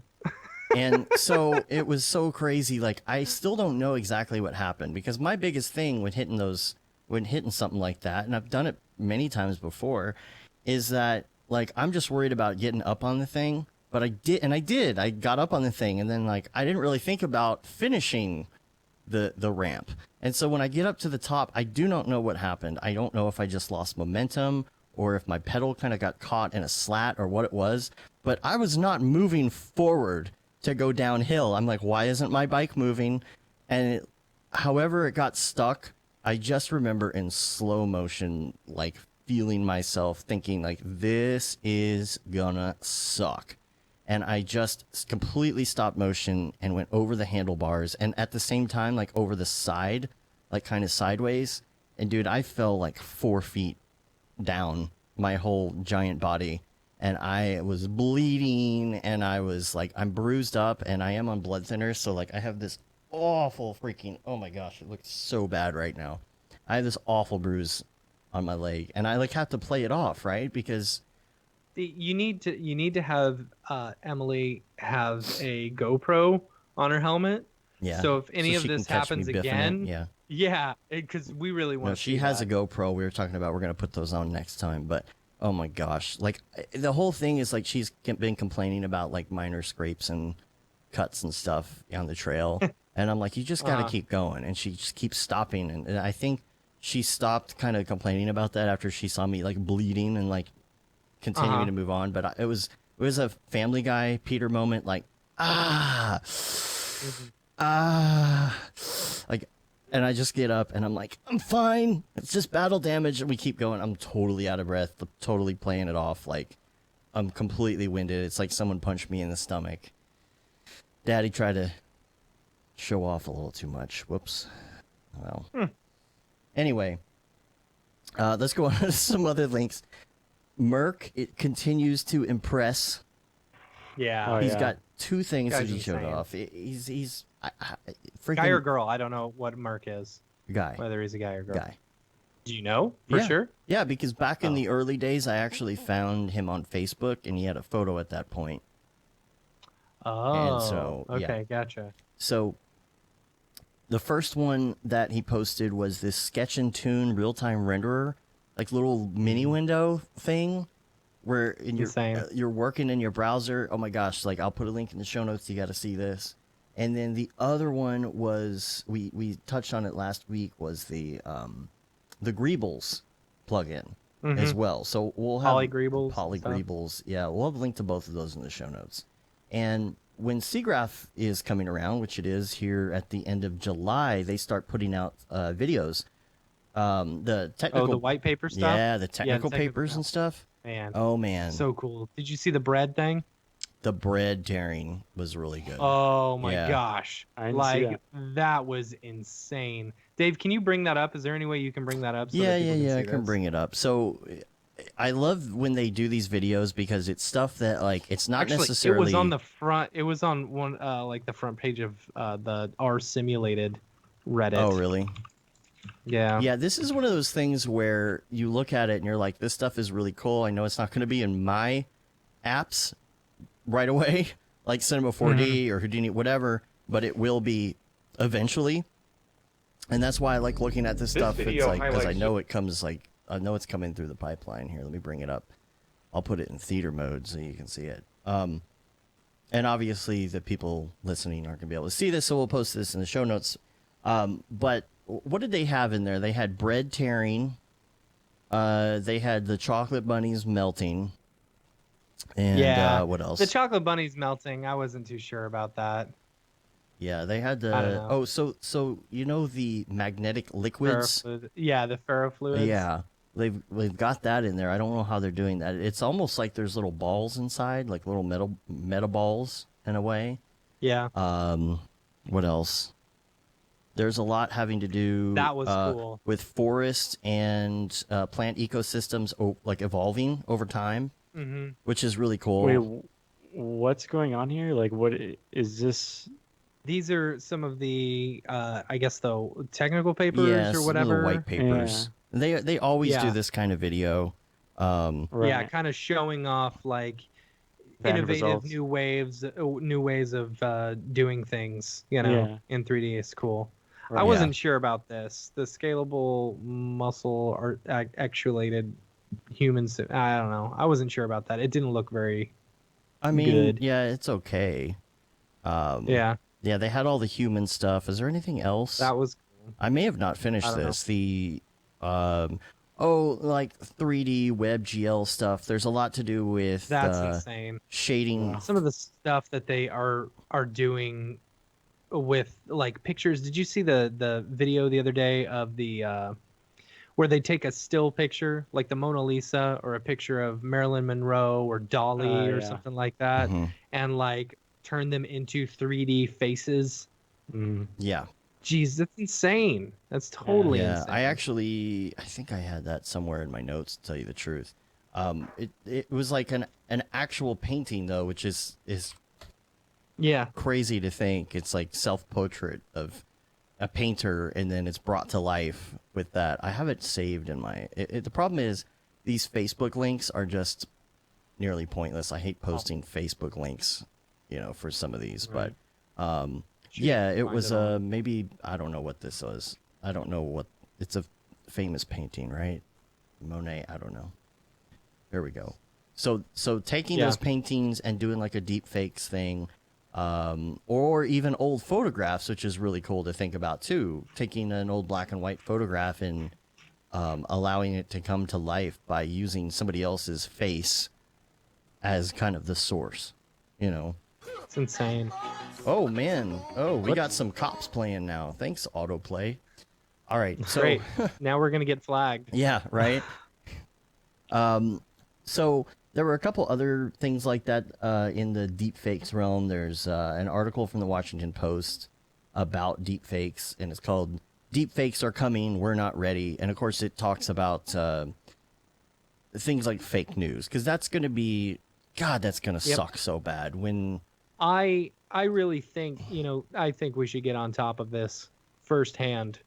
I don't know how. And like that's the problem. Straight up say this is fake, but like have Trump saying really bad stuff, Oh gosh. or doing really bad stuff, so that we can at least say, this is fake, yes, but you know how news spreads and people don't go and do their research, so we're just hoping that some of the boomers out there like throw out a bunch of, oh, look what he said, blah blah blah. Right. Well, like, because that would happen. You don't even have to go that far to spread fake news, though. I mean, people just read like headlines alone. Yeah, that's true. That's enough. You don't even need the crazy. You don't even need deep fakes to make Trump say bad stuff. So whatever. Because the Washington Post or the New York Times will put a crazy clickbait title, and then you go to click it to actually read what the thing is, and it's like, oh, do you want to read this? It'll cost you $10 a month. Yeah. Nope, I don't. Do you think that there's here's the problem. It's going to get so bad. If fake news is bad enough in text, just imagine when audio and video are just like, the example they gave in this piece is in the Washington Post is Obama. Like Obama saying like really bad stuff, and how do you curb this, and how do you can't keep people from making this, right? No. I mean, it's a violation of freedom, right? At what point does it become right? God, it's such a terrible, awful like. Well, there's a really good episode of Joe Rogan's podcast where they bring on some higher ups at Twitter to talk about if you ban someone from like Trump's on Twitter all the time, right?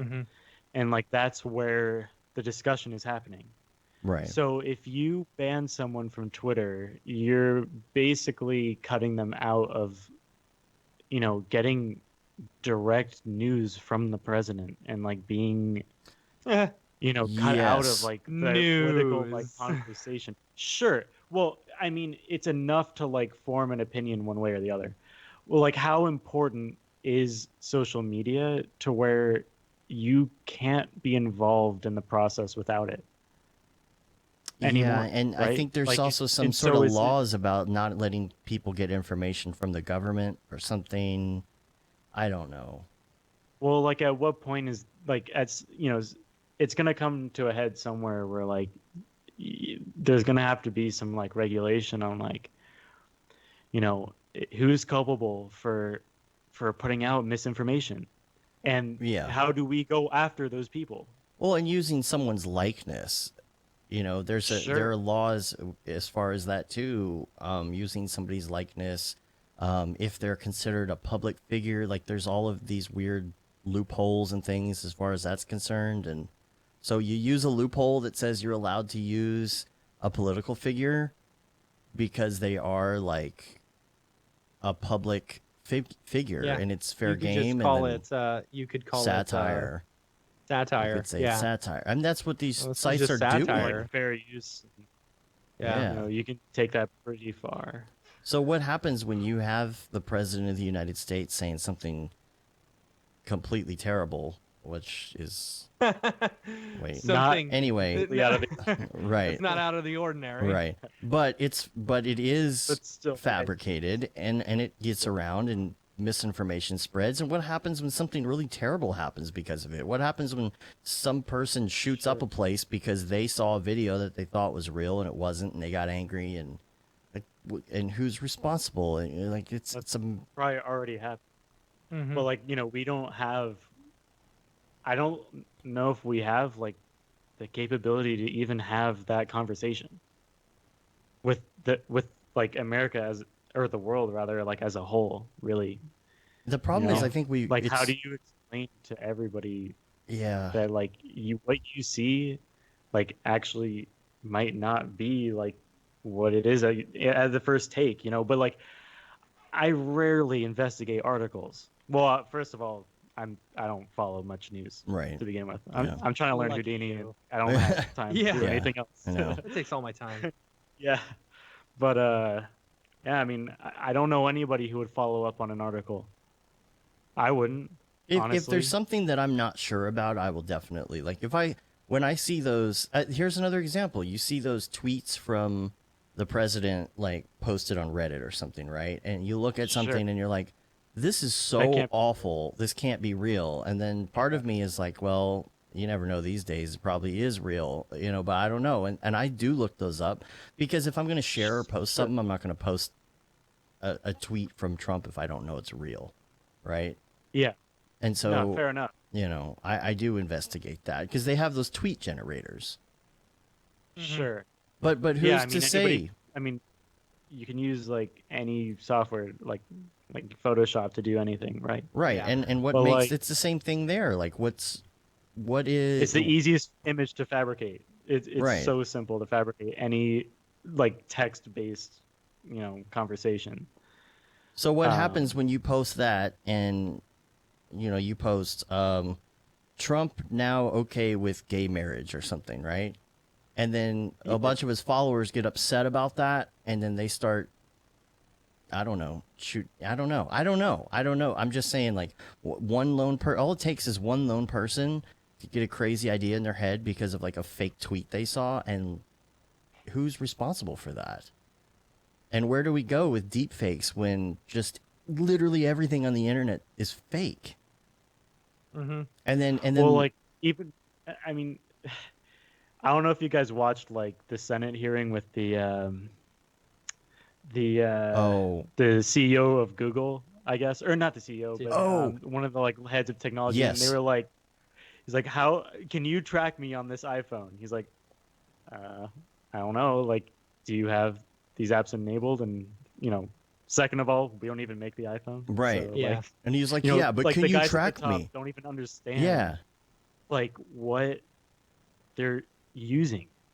Yeah, Yeah. he's Like, like, even you're not what they answering my own. question, man. Can you track me Yeah, on he's- this? He's like, that's an Apple product, dude.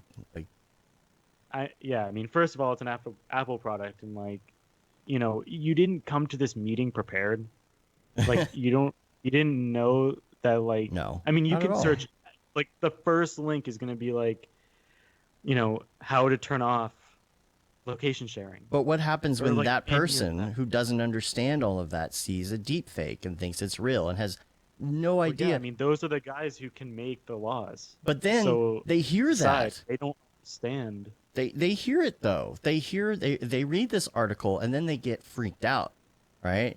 And then they're Right. like, "Oh, we're all gonna die." And then Well, that's the danger of like using fake news and fake deep fakes to like, you know, I almost feel like these guys aren't gonna fight it because they want that tool to use to their own. to Right now, I'm sounding to like wag the Mr. dog. Roller, yeah. some serious like Yeah. conspiracy shit. No, like, but it's imagine it on a dangerous bigger tool, scale. no matter how you look at it. Imagine a bigger scale. So, 20 years from now, AR is big. Everybody has the crazy glasses, and and now all of a sudden people are like inserting fake stuff into our vision. Super dystopian and Beeple-ish, but it's a possibility too. Your eyes are deceiving you. We'll have real time deep fakes by then. You could just drag anybody's picture from the street and put them on another body. Like that kind of stuff is a long way off. Probably not. Like, I don't know if Not as much as you think, though. That's the thing. I mean, according to Beeple's I guess. timeline, Yeah, well, I don't know. That's like our measurement or scale right there. But yeah, it's a weird time for sure. True. All right, let's switch gears. I was trying to create a fake tweet Oh, of you really quick, but I Yeah. couldn't do it. too late. No, just tweet generator. Yeah, So, basically.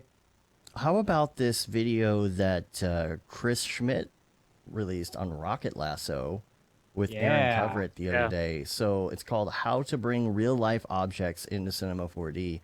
It's photogrammetry start to finish. I have not had a chance to sit and watch the whole thing because it's long, but I'm going to play it this afternoon while I'm doing other stuff because I have to see this. Like, I saw it and I was like, oh, this is going to be epic. And then immediately Ariev was like texting, like, dude, have you seen this yet? So I'm super excited to check this out. But like the workflow talks about like UV and everything, like re-topologizing and all of that. So definitely check that out. But you've got some links. You got a bunch of links for us too. And I think one of them had to do with meshes, instant meshes. Yeah. I can't speak. Well, yeah. So, good, Dave. I mean, I watched Aaron's talk. I look at the image, but that's all right. Yeah, I watched Aaron's talk at NAB. You know, I think it's like along the similar lines as the Rocket Lasso video.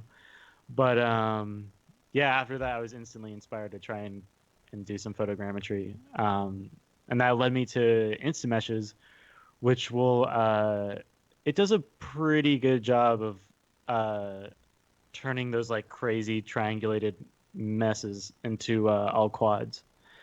And it does it super fast. Like, I've used the ZBrush decimator before, and I never really got around to like mastering that or like figuring out how to get the best results. But this thing gave me like really good results, like super fast, and it's free. Yeah, the retopo is stuff that I really want to get into because I've done photogrammetry, Phil, RAID 0, and we did some easy photogrammetry, I guess, pretty simple photogrammetry up in London when I was there for MDC, and it worked really well, but I didn't get to the point where I needed to re-topologize, but I was thinking about it, like how could I kind of like simplify this, and I'm hoping that this video goes a lot more into this process as well. Matt sent me a fake tweet of mine. I don't know what you're talking about. You actually wrote that. No, I'm gonna sue. See, I'm not a public figure, so I'm gonna sue you. Yeah. I'm gonna sue you for everything, Matt. I'm gonna take your company. You want to get sued? Want to get sued? Matt Milstead is way cooler than me. I suck in comparison to him. I mean, it's nice that you finally actually admitted it. Yeah, now you're gonna clip that soundbite and make a remix. Other links. So you have this Python effector. There's a. Oh yeah. What is this here? This guy, I guess it's kind of similar to what Merc does, but I guess it's just different kinds of tools. He has this really cool Quantized Effector. I posted a link with like a Twitter that has a Twitter post that has like a GIF of it. What is it quantizing exactly, though? The movement of, whatever you have like inside of a cloner. So like if you're like just randomizing like the noise, like if you're using a noise and like a random effector to just kind of push things around, it'll like block off the movement to like 90 degree or whatever increments that you set. So it'll only move if the transition has like surpassed whatever degree you have set. Oh, weird.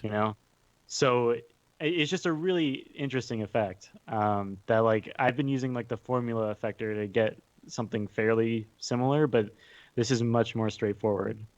And where do you put this? I found it so you use the Python effector and then you just paste the code, or no?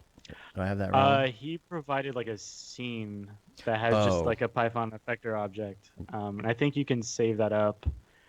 I have a couple other Python scripts saved.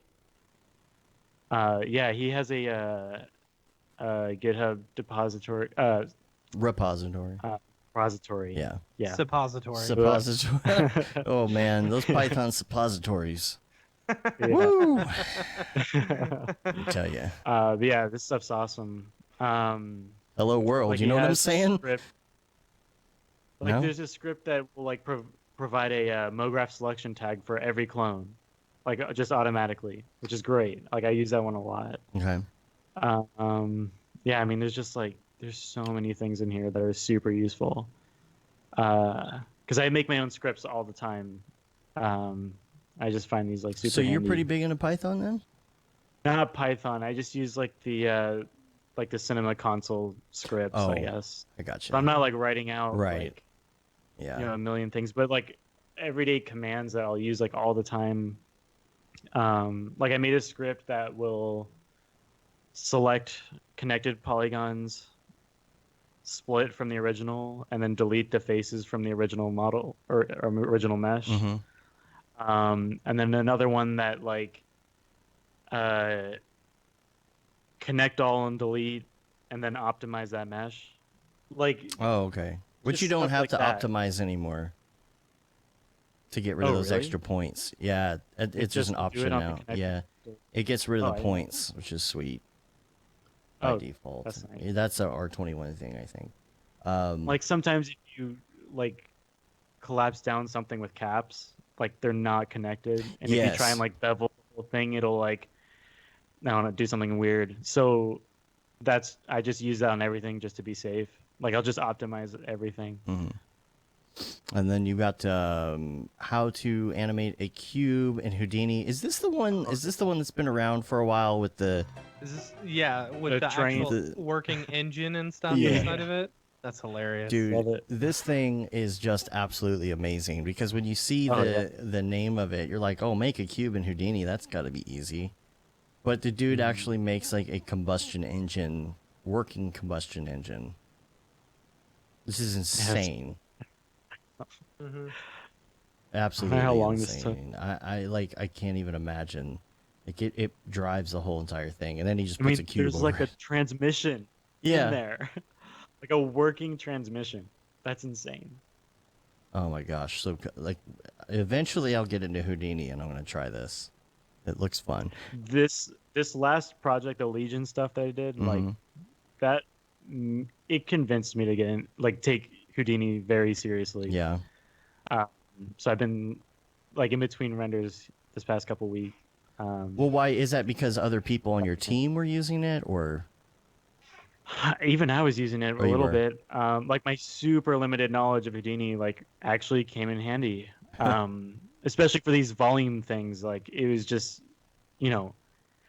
there's no volume cache in Cinema, which blew my mind. And like in Houdini, I could watch what I'm doing.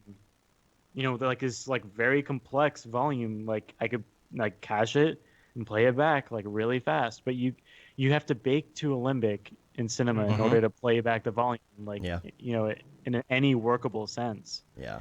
And like our whole thing was relying on volumes. So like doing cameras or anything was a nightmare. Oh man. Because like, okay, we can't look at this in like real time, like reliably. So I don't know what to do. So we had like these, 100 gig Alembics constantly. Oh my god. That just took forever to like bake down. And if it didn't work, then we had to do it again. Like, yeah, I mean, even rendering like a hardware render took like half an hour for like a 10-second scene. Like it was ridiculous. So like, at one point I was just like, all right, I give up. I'm going to Houdini. And then I actually delivered one shot where like all the assets were made in Houdini because, it was crazy. But it's actually a lot more approachable than I remember from before. So I think like anything, like I've liked it from what I've used of it lately. I'm just going through doing some of the tutorials, like the simple smoke and the simple fracture stuff, and it's like I like it a lot. Yeah. At least like for me right now, I'm pretty much sticking to just making assets in there and then bringing them over back to Cinema. Yeah. But I want to slowly like work my way in because I watched Simon's latest talk about his project Tide. I don't know if you guys saw that. I should have posted it in the links. I think I did actually. It's this like mirrored like fluid simulation. Almost. Yes. Yeah, but that's all made from textures that are done in the compositing part of Houdini. And that's exactly what I was doing in Cinema on Legion for like the texturing process. Like I just have this like crazy node tree, and it was just a nightmare to work with. But in Houdini, like you can take those assets and use them in so many more places, and like use that data in ways that you just couldn't in Cinema. Yeah. But I like that there's it's almost like Substance Designer in Houdini. Yeah. Which is crazy. Like I wish that like either the Octane node editor or like something in Cinema like allowed you to like create mirrored patterns and have more like control over image textures, rather than just you can change the gamma and the projection sometimes. I'll be interested to see where they're going with some of this stuff, though, because with things like fields, I feel like they're really starting to push some Houdini-like things. Sure. Yeah. So there might be more coming our way, Yeah. But that's why I would just like a stronger image editor in Cinema. Yeah. Because the layer system, I really don't like using it. I like it. I mean, I've always liked it. Nice. I just wish that there was like a little bit more feedback. A little more Photoshop-y in a way. Yeah. Like if you could, I don't know, if you could use like more tools in there. I don't know. I guess I'm not like the greatest at it to begin with. Yeah, I see what you're saying, though. I understand. I want like a node editor in that layer system. Right. Yeah. To be able to like really, and then like take like one layer and reference that in like a bunch of different fields instead of like copying a noise shader from one to like a million other things and then using Espresso to like try to link everything and like have family. But that makes sense. It's that kind of thing. But you're not going to use that for every project, Right. So it's a really like. Actually, me and Chris were like arguing with someone on Twitter about this the other day, about like when to use Houdini, when not to, if you really need it or not. Right. An interesting argument. And then you also have a link to this thing called Topaz Gigapixel AI. Yeah, that's actually something Blender Guru was showing off. It's basically like a AI upscaler. Wow, so you can actually enhance for real. Enhance. Yeah. I mean, hey Dave, is the chat not working? I have no idea. So you I haven't seen it update in forever. Yeah. So you can actually enhance these photos for real. Does this actually work? To some degree. Yeah. It does have like a batch processing option, and like I've tested it like with renders, and like it's hit or miss. But what I've been doing with it, like I think like its real strength in our case is like, I bought like a bunch of models off Turbo Squid, and like sometimes those come with like 1K textures. Oh yeah. Small, and so like I'll put those through the upscaler. That's a good idea. To try and get more out of them, or like. I have like a lot of texture packs that are just like 2K, like dirt textures, grunge, whatever. And I'll run those through and upscale them, because I don't care. Like the detail is already random, so no matter what it spits out, it's gonna be fine. Well, there's so many instances where I get a thing like that from Turbo Squid, and I have to create an Octane texture for it. A lot of times I find myself going into Substance to try and like really pull out some stuff that I just can't do any other way. This would be nice for at least the main textures. Yeah, I mean it gets you further than you would with a 1K texture, or like saving time by going to Substance for sure. At least like having that to work with as an option is great. And it's only like $99 for like perpetual. It is perpetual. Okay, good. That's right. Good. Yeah. I'm getting so tired of different paying monthly for 8,000 different things that I use one time a year. You have another one called Post Haste. Now this looks like oh yeah, it's a lifesaver. What is this? This is more of a productivity tool. Yeah, I've been using this for years. It's a you can create like a project hierarchy as a template, and then just have like a, when you open the app, you just have a field for I just have it set up as a project name, and it automatically like puts in the date and everything. Or I see. however like you want to cool. set up your folder. But yeah, you can create your own template and like insert like whatever like preset files you want.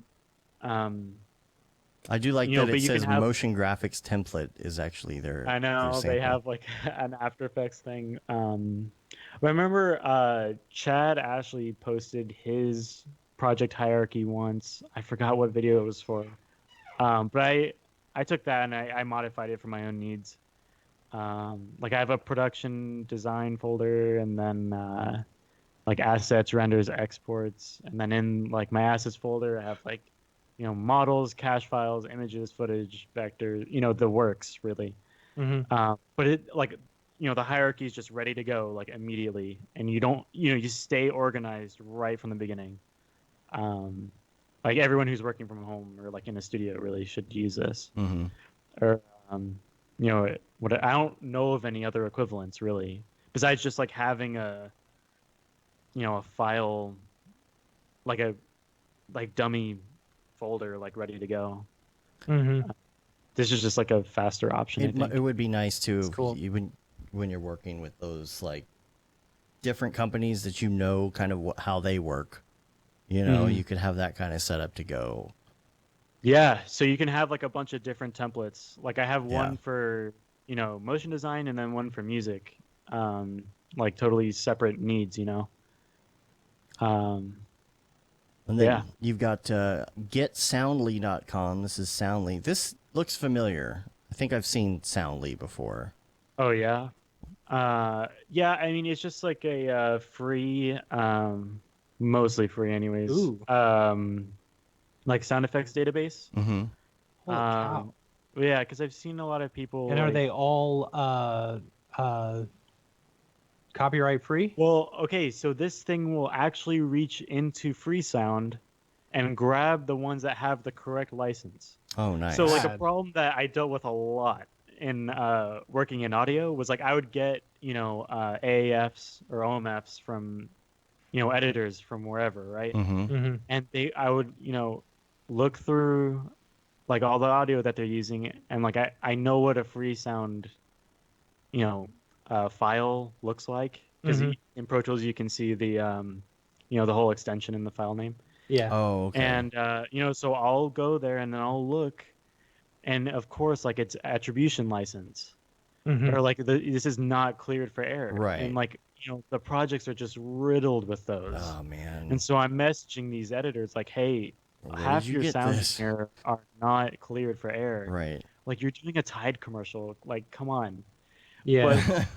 But it's for every level. It's like that. So I think, and then with this Soundly, like you can import your own libraries. And then I have it hooked up to my NAS, and I can just connect from anywhere on it. So like I've done like jobs like in studios where I'll do the motion design, and then I'll just do like a quick sound design pass on it. But I'll just grab stuff from my personal library and just connect to it, or just use like the free sound stuff, because a lot of it's okay. I mean, it's not horrible. Yeah. But there's an equivalent called SoundMiner that every real, I guess, sound designer uses, but it's super expensive. It's like thousands of dollars, and it's the same yearly, probably, right? Sound. I'm not sure actually.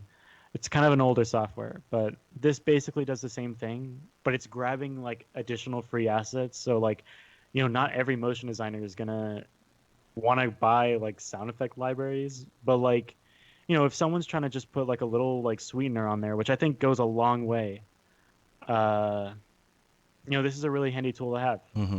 Instead of like searching each individual sound in Freesound and like trying to audition everything in the web browser, like that sucks. Yeah, it does. So like going to this kind of application is how like any sound person would operate.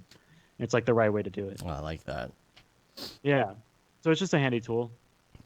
Also, cool. I've got a link. I want to say... You just gave me like 5 things to download. Yeah.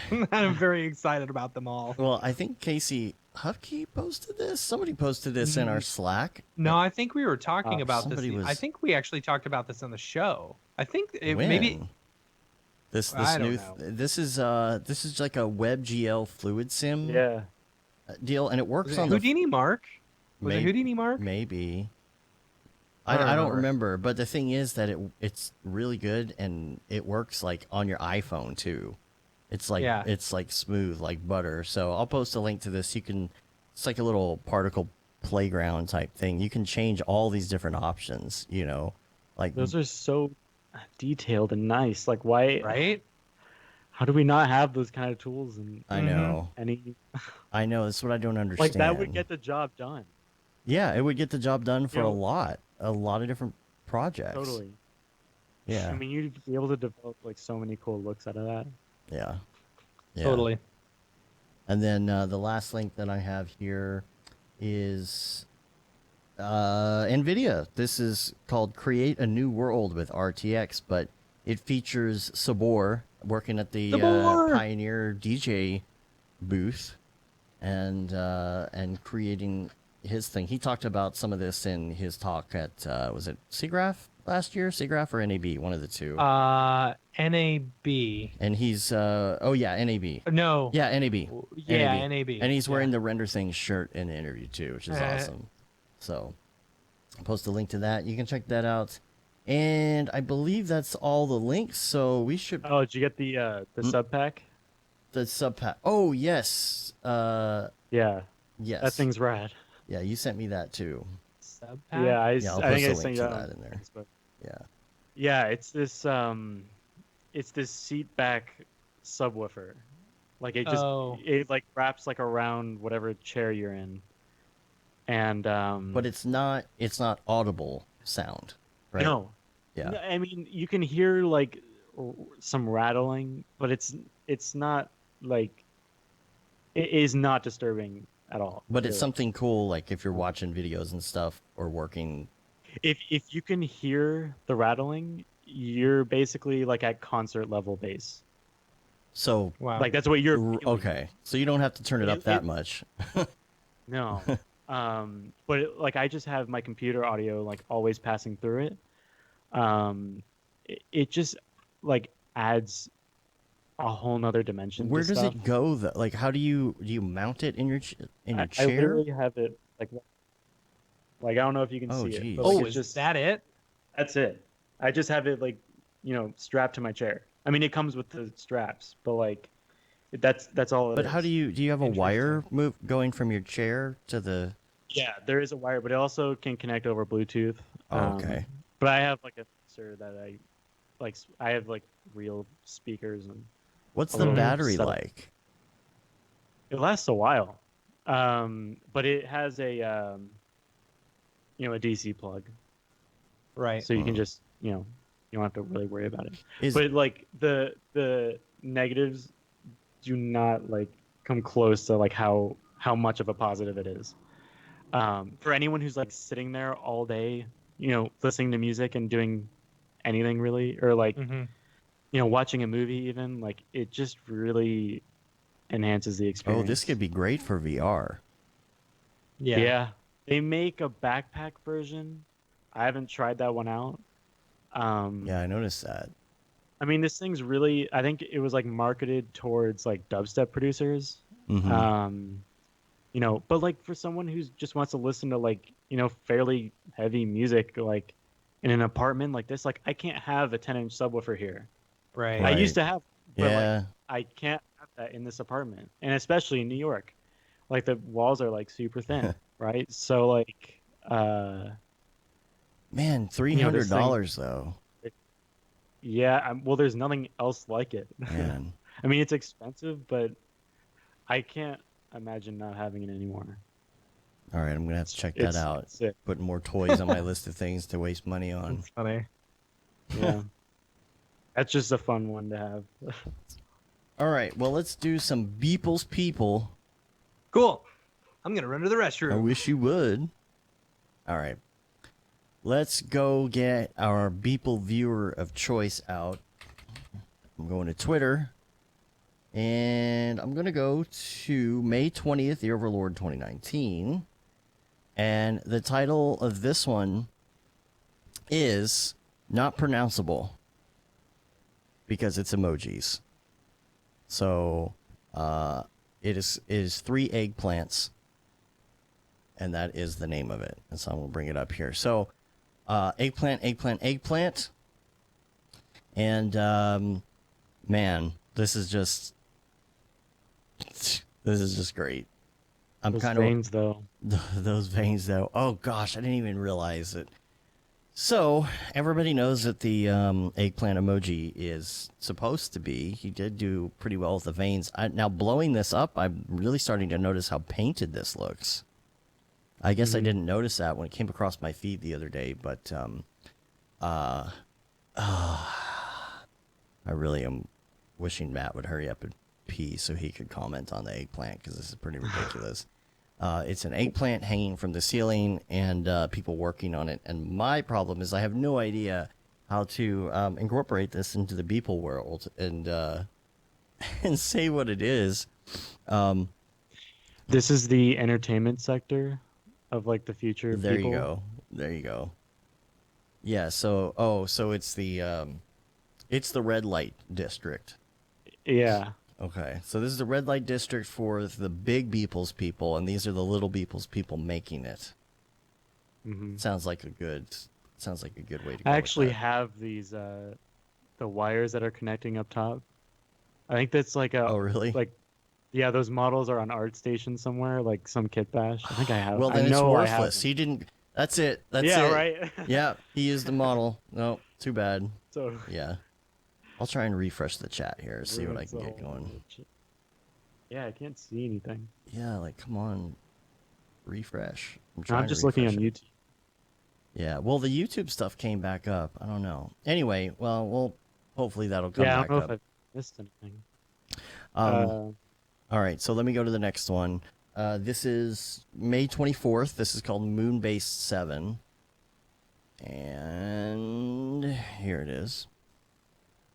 I like this one because in the whole Beepleverse, there's this whole kind of narrative that we have going right now about, like, slightly being in the future, and you got moon bases, and, like, the portals are outside the moon and whatnot. And I think that this is honestly probably in the earlier days, like if you're going through the Beeple timeline,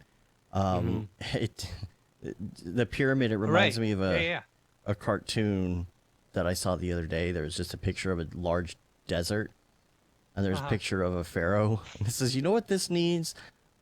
A bunch of triangles. Giant triangles. Yeah. You missed the eggplant, Matt. I'm glad. I don't need that in my life. You have no theories on that, huh? It's part of the emoji warfare. You think? Because we thought it was the red light district for the big Beeples people. No. Oh my gosh. Wow. You know? No. You know? I think it's a bomb. That's a truth bomb right there. I see. It's a Trojan. Nah. There it is. Anyway. So this one is the moon base. So I like the color. It almost has this purplish feel. Is it purplish? Yeah, it's purplish. Yeah. Even with the Earth. Maybe it's not Earth. Never thought about that. Could be a different moon, right? Well, there's another moon. Yeah, there's another moon right there. See, I can't tell if it's like the dust specks or if there's lights, like city lights on that moon. You know what's weird is I almost took that as a reflection in my head for some reason. Like, no way. That's another moon. Yeah. Interesting. That's no moon. It's no moon. All right, and the last one is going to be May 25th. It's called Going Home. And I feel like he's getting a little post depression with the Game of Thrones going away, and it's just, you know. But I love the dragon stuff. This terrain really looks like World Machine to me right here on the bottom. Totally. And man, I'm just loving the fire. I'm actually curious how he's going about doing the fire. Yeah. Because like it could just be that he planned it this way and he had the stock, but you know, like how is he directing the fire? Is he? You could do. I mean, does that look like it's repeated and just flopped? I can't tell. Maybe. I don't know. Maybe. I can't tell. Yeah, it's right so interesting seeing some of these that he's done. You know, ones that you can tell he spent a decent amount of time on. You know, versus the ones he did at NAB, which were just like, you know, slap it together. Yeah.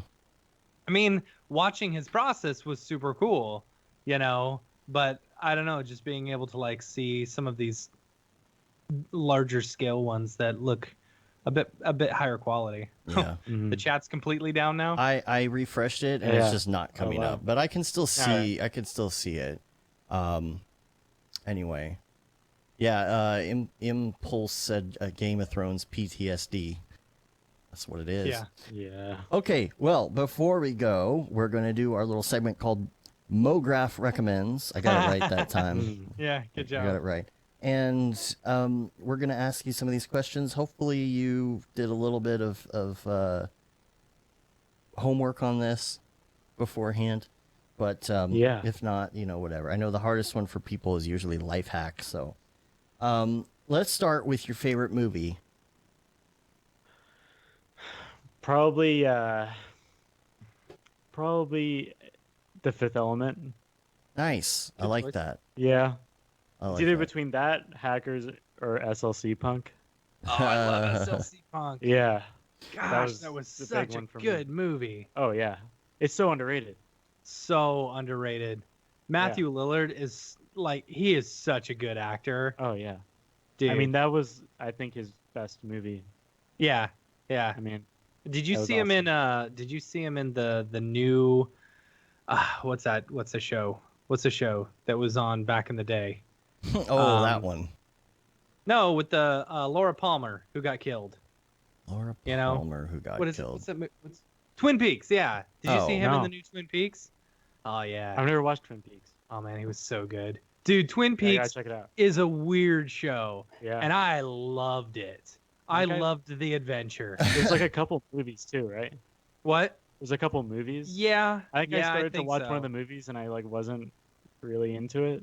Yeah, the thing is, like, I mean, it's, you know, it was weird. It's David Lynch, right? Is that? Yeah. Right? I mean, he's out there. And I like art house movies for sure. He does weird stuff, and it's like he's got no. I don't know if he's necessarily got rhyme or reason for what he's doing. Pickle Nick was explaining like Game of Thrones to me the other day, and he was saying there are two different types of writing styles. One where I guess you kind of know the story, and another one which is like you discover the story as you write. And I feel like David Lynch is one of those people. You know, like you never know what to expect in the next episode. Right. You know, but Twin Peaks, I mean, there's so much like pop culture references to Twin Peaks. Yeah. You should at least watch it for that. But man, it is effing weird. And the third season that they just did like a year or two ago was it was so well done. It was very pretty, you know. And I gotta check that out. What about music? I go through a lot of music. This has got to be interesting, like knowing your background, like, man. Yeah. Well, yeah, I mean, I've always been like kind of a collector of like as much music as I can like kind of sample and get my hands on. But right now, really into drum and bass, in a big drum and bass phase. And then like Left Field and Prodigy. Do you have really different things that you listen to when you're working as opposed to just hanging out, or? I mean, I definitely have stuff that I listen to on my own versus with other people. But like, yeah, I guess. I I guess I try and stay away from like more lyric focused stuff while I'm working. Mm-hmm. But if the song has lyrics, I don't mind. I don't know. I go through like very particular phases where like, okay, this week I only listen to drum and bass and that's it. And then the next week it's like all reggae. Like it flips. Let's be honest, nobody listens to reggae. Dude, I'm from Florida. I don't know. No, my brother actually has like this horrible, like he was like, he's just like hates reggae with a passion. It's like if it's reggae, it's crap. It's like no more reggae. I have to disagree. On that. I listen to a lot of different kinds of stuff. Now, what about if you're writing your own stuff? What do you tend to gravitate toward? Well, right now I like breakbeat and like 90s kind of, not house but electronic, I suppose, like techno stuff, just because I've been working on this hackers thing for a while and I'm like, or at least thinking about it, and so I'm just in that kind of mindset. So that's what I've been doing, like Mortal Kombat theme song. Maybe a little toned down, but I guess that's in the ballpark. There were those like bass, remember like Bass Nectar and all those CDs that came out like in the late 90s or early 2000s, and, you know, just like random, like, I don't know, like it wasn't EDM back then. I don't know what it was, just techno music, I guess. Well, I was really into like Sebastian and Justice in high school, and, like the early like Ed Banger crew. Yeah. Like I was really into that. I'm 26. Yeah. Baby. So the Ed Banger, the DVNO video with all the like the what do you call them? Like the idents, the graphic idents, old school looking idents, and the all that kind of artwork, like super inspiring to me back then. Well, that was always kind of the joke back in the day too, when Grayscale Gorilla was kind of new.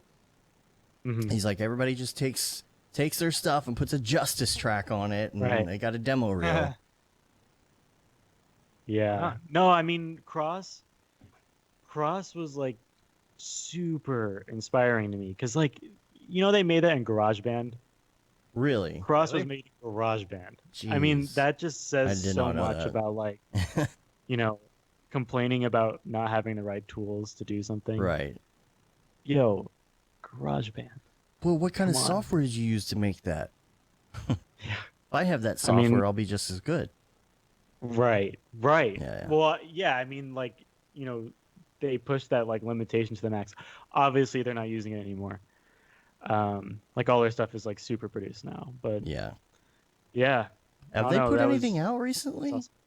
Feels like it's their like recent like live album won a Grammy. Oh, really? See, I kind of stopped listening. I stopped following them. I should go back and. Well, yeah, their live edits were really good. I saw them a couple months ago. Nice. Seen them a few times. What was that album called? I'm ready for Madian to come out with a new album. Oh, Worldwide Woman. Worldwide. Yeah, Woman. that song won a bunch of awards. Or Woman Worldwide. Okay. Yeah, it was. I mean, it's just like live edits of like their stuff from their previous 2 records, but. What about TV shows? I think my favorite from the past few years was Mr. Robot. Oh, nice. I really like Mr. Robot. And do you listen to any podcasts or anything while you work, or is that on the? Probably Battlestar. What's that? Probably Battlestar as well. Oh, Battlestar. Oh, yeah. Really up there for me. Bears Beats. Yeah. I need to watch it again. It's been a while. I've watched it like 3 or 4 times. I've only watched it all the way through once. Yeah. You know, yeah. Mm-hmm. So because you don't like to hear talking while you're working, do you listen to a lot of podcasts, or is it? I do. Well, you know, I live in LA, so I'm sitting in traffic a lot. Yeah. So like, I go through a lot of podcasts. I swear that's where most people listen to podcasts is in the car. Yeah. Yeah. No, it really like makes the time go faster for sure. Mm-hmm. Yeah, I listen to The Collective when there's someone that I, am interested in listening to. But a lot of the Joe Rogan podcasts too. Mm-hmm. Yeah. Yeah, those are good. The Elon one, man, classic. Oh yeah, that's great. But also mixed things about the Joe Rogan podcast. Well, I like the scientists and people who have like some really like interesting stuff to say, like some philosophers, I guess. Mm-hmm. he can get a little conspiratorial, can he? Yeah, I actually really like his interviewing style because he never pushes against people. Right. Like he really lets like the guest have their own time and platform to talk, which is kind of refreshing. Like if you watch any other interviewers, it's like they're pushing something against whoever they brought on. Right. So I'm wondering why did you do this? But like, yeah, I like Joe's passiveness. But when he makes a joke, like obviously it's pretty funny. But yeah, his stand-up is actually really good. Oh, I love it. It's awesome. I liked him on that radio show or whatever. Radio show? What's it called? Wasn't he on the news radio? Fear wasn't Factor. he on news radio? News radio. Oh. I don't Wasn't he think on he News was on Radio? News Radio. He was on Fear Factor. Yeah. I think you're thinking of someone Maybe else. I'm thinking of someone else. I think you are. I also listen to like a lot of movie analysis from YouTube in the car. It's something I've been really into lately. Like Joe Rogan. Joe Rogan was in that show? Yeah, dude. He played like the janitor or something. Really? Yeah, dude. He was hilarious. On News Radio. Joe Rogan. That's the only place that I know him from. Weird. Okay. I'm like, because everyone talks about his podcast, and I'm like, the dude from News Radio? That's really? so random. I had no idea. Yeah, I remember he was on Fear Factor. He was a host of Fear Factor, and yeah, weird. All right, how about plugin? What's your favorite plugin? Probably X Particles. Cool. That's a good one. Kind of essential. That's what a lot of people say. I mean, it's great. And what headphones are you wearing? You got to have some good headphones, right? I prefer the AKG 602. That's what I have. These are some Sony like noise canceling headphones. They're not crazy or anything. Well, what makes you choose one over the other, I guess? Well, for noise canceling, I actually hate the Bose. Really? Like Ooh, wow. that is fighting now, words. now, why is that? Well, because it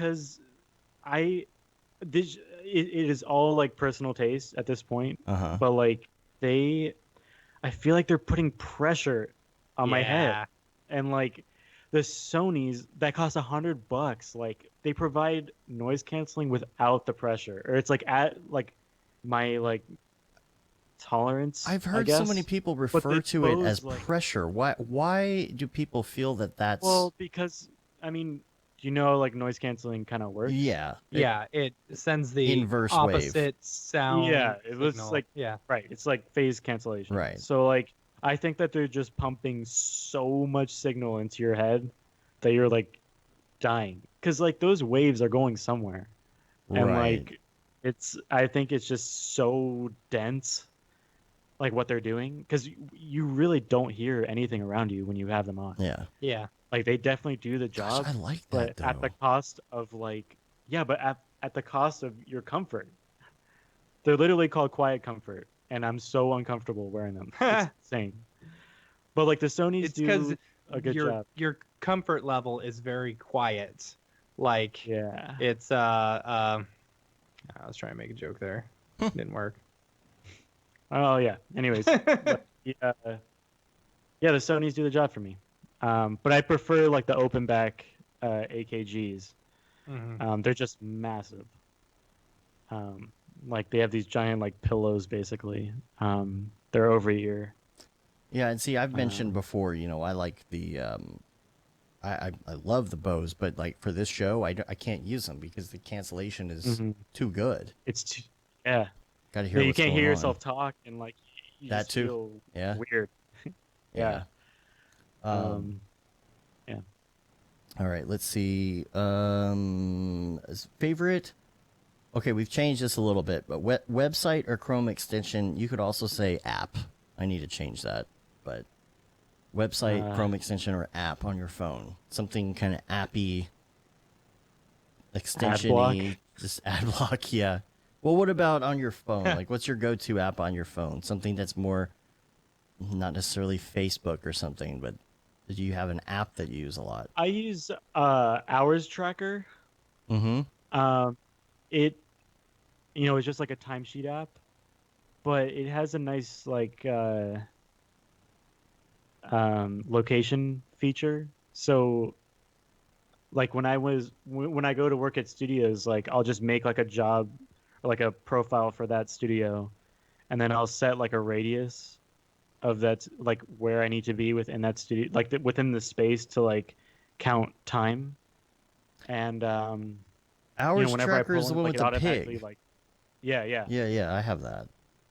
yeah, I like that a lot. So you set that radius, and what does that do though? Well, it clocks you in and out. Oh, okay. Oh, Yeah, interesting. so like you don't even have to think about it, like because I forget little things like that all the time. Like I'm always looking to like automate as much as possible. Man, I should update my app.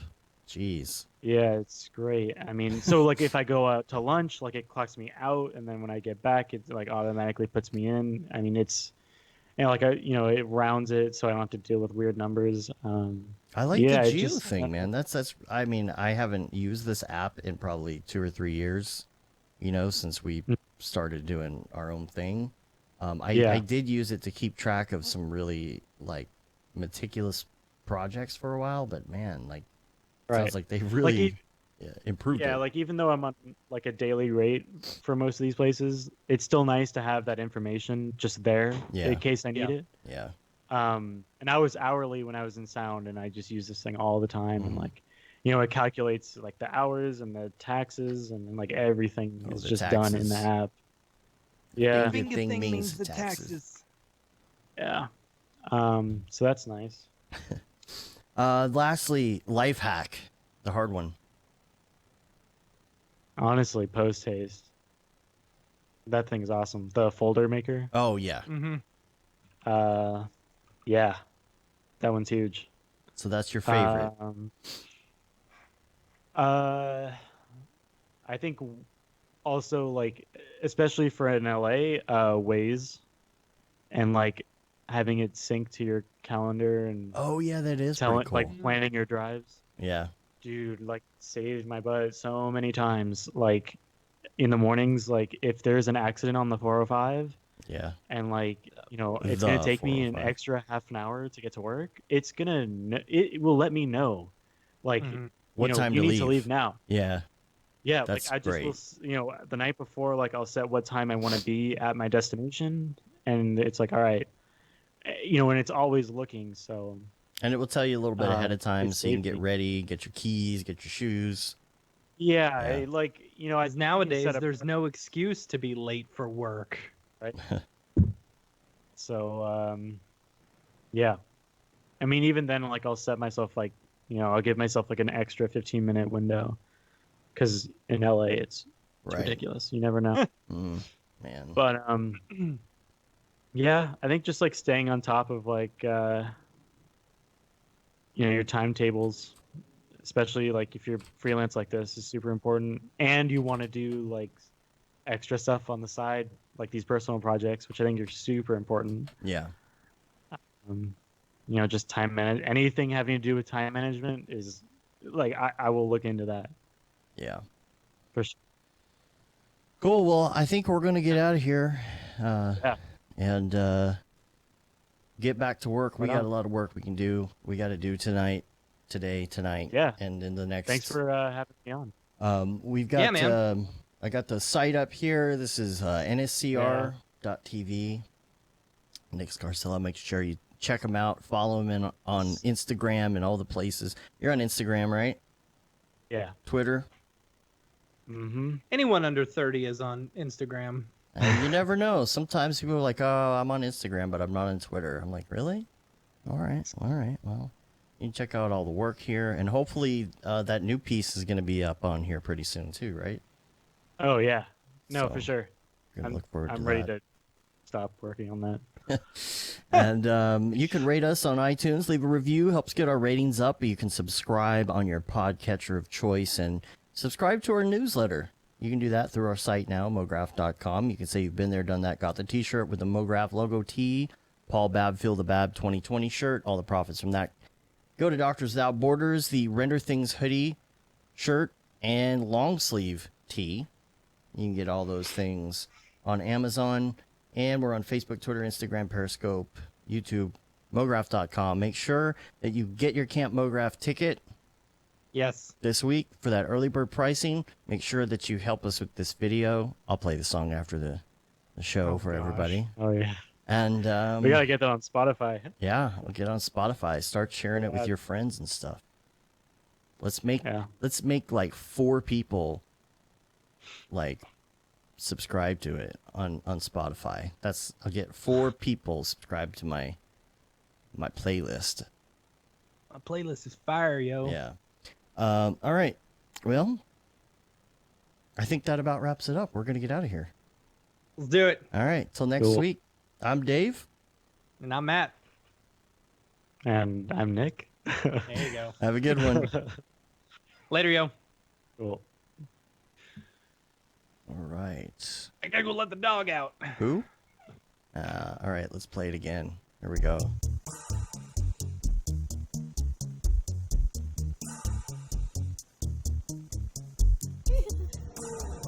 Who made the track? I did. Oh, nice. Yeah.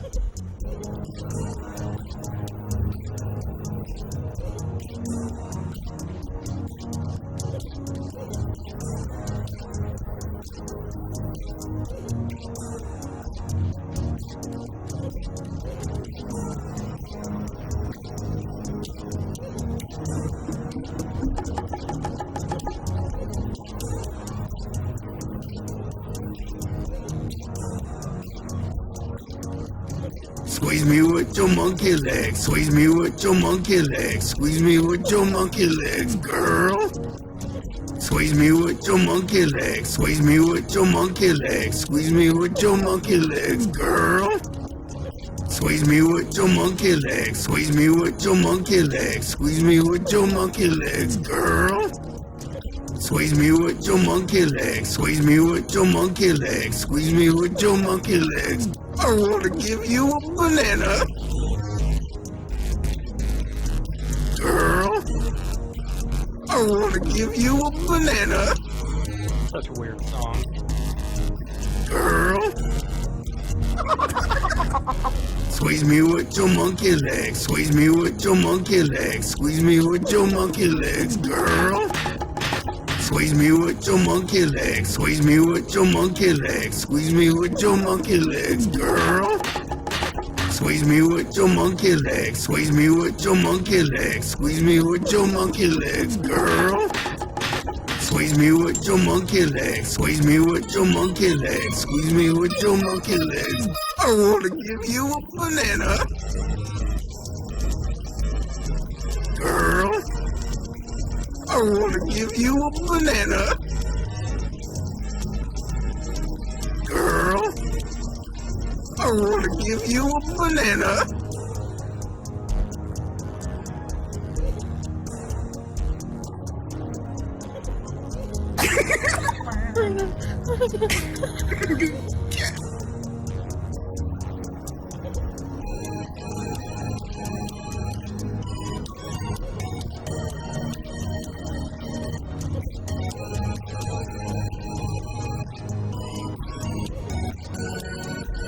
I wanna give you a banana.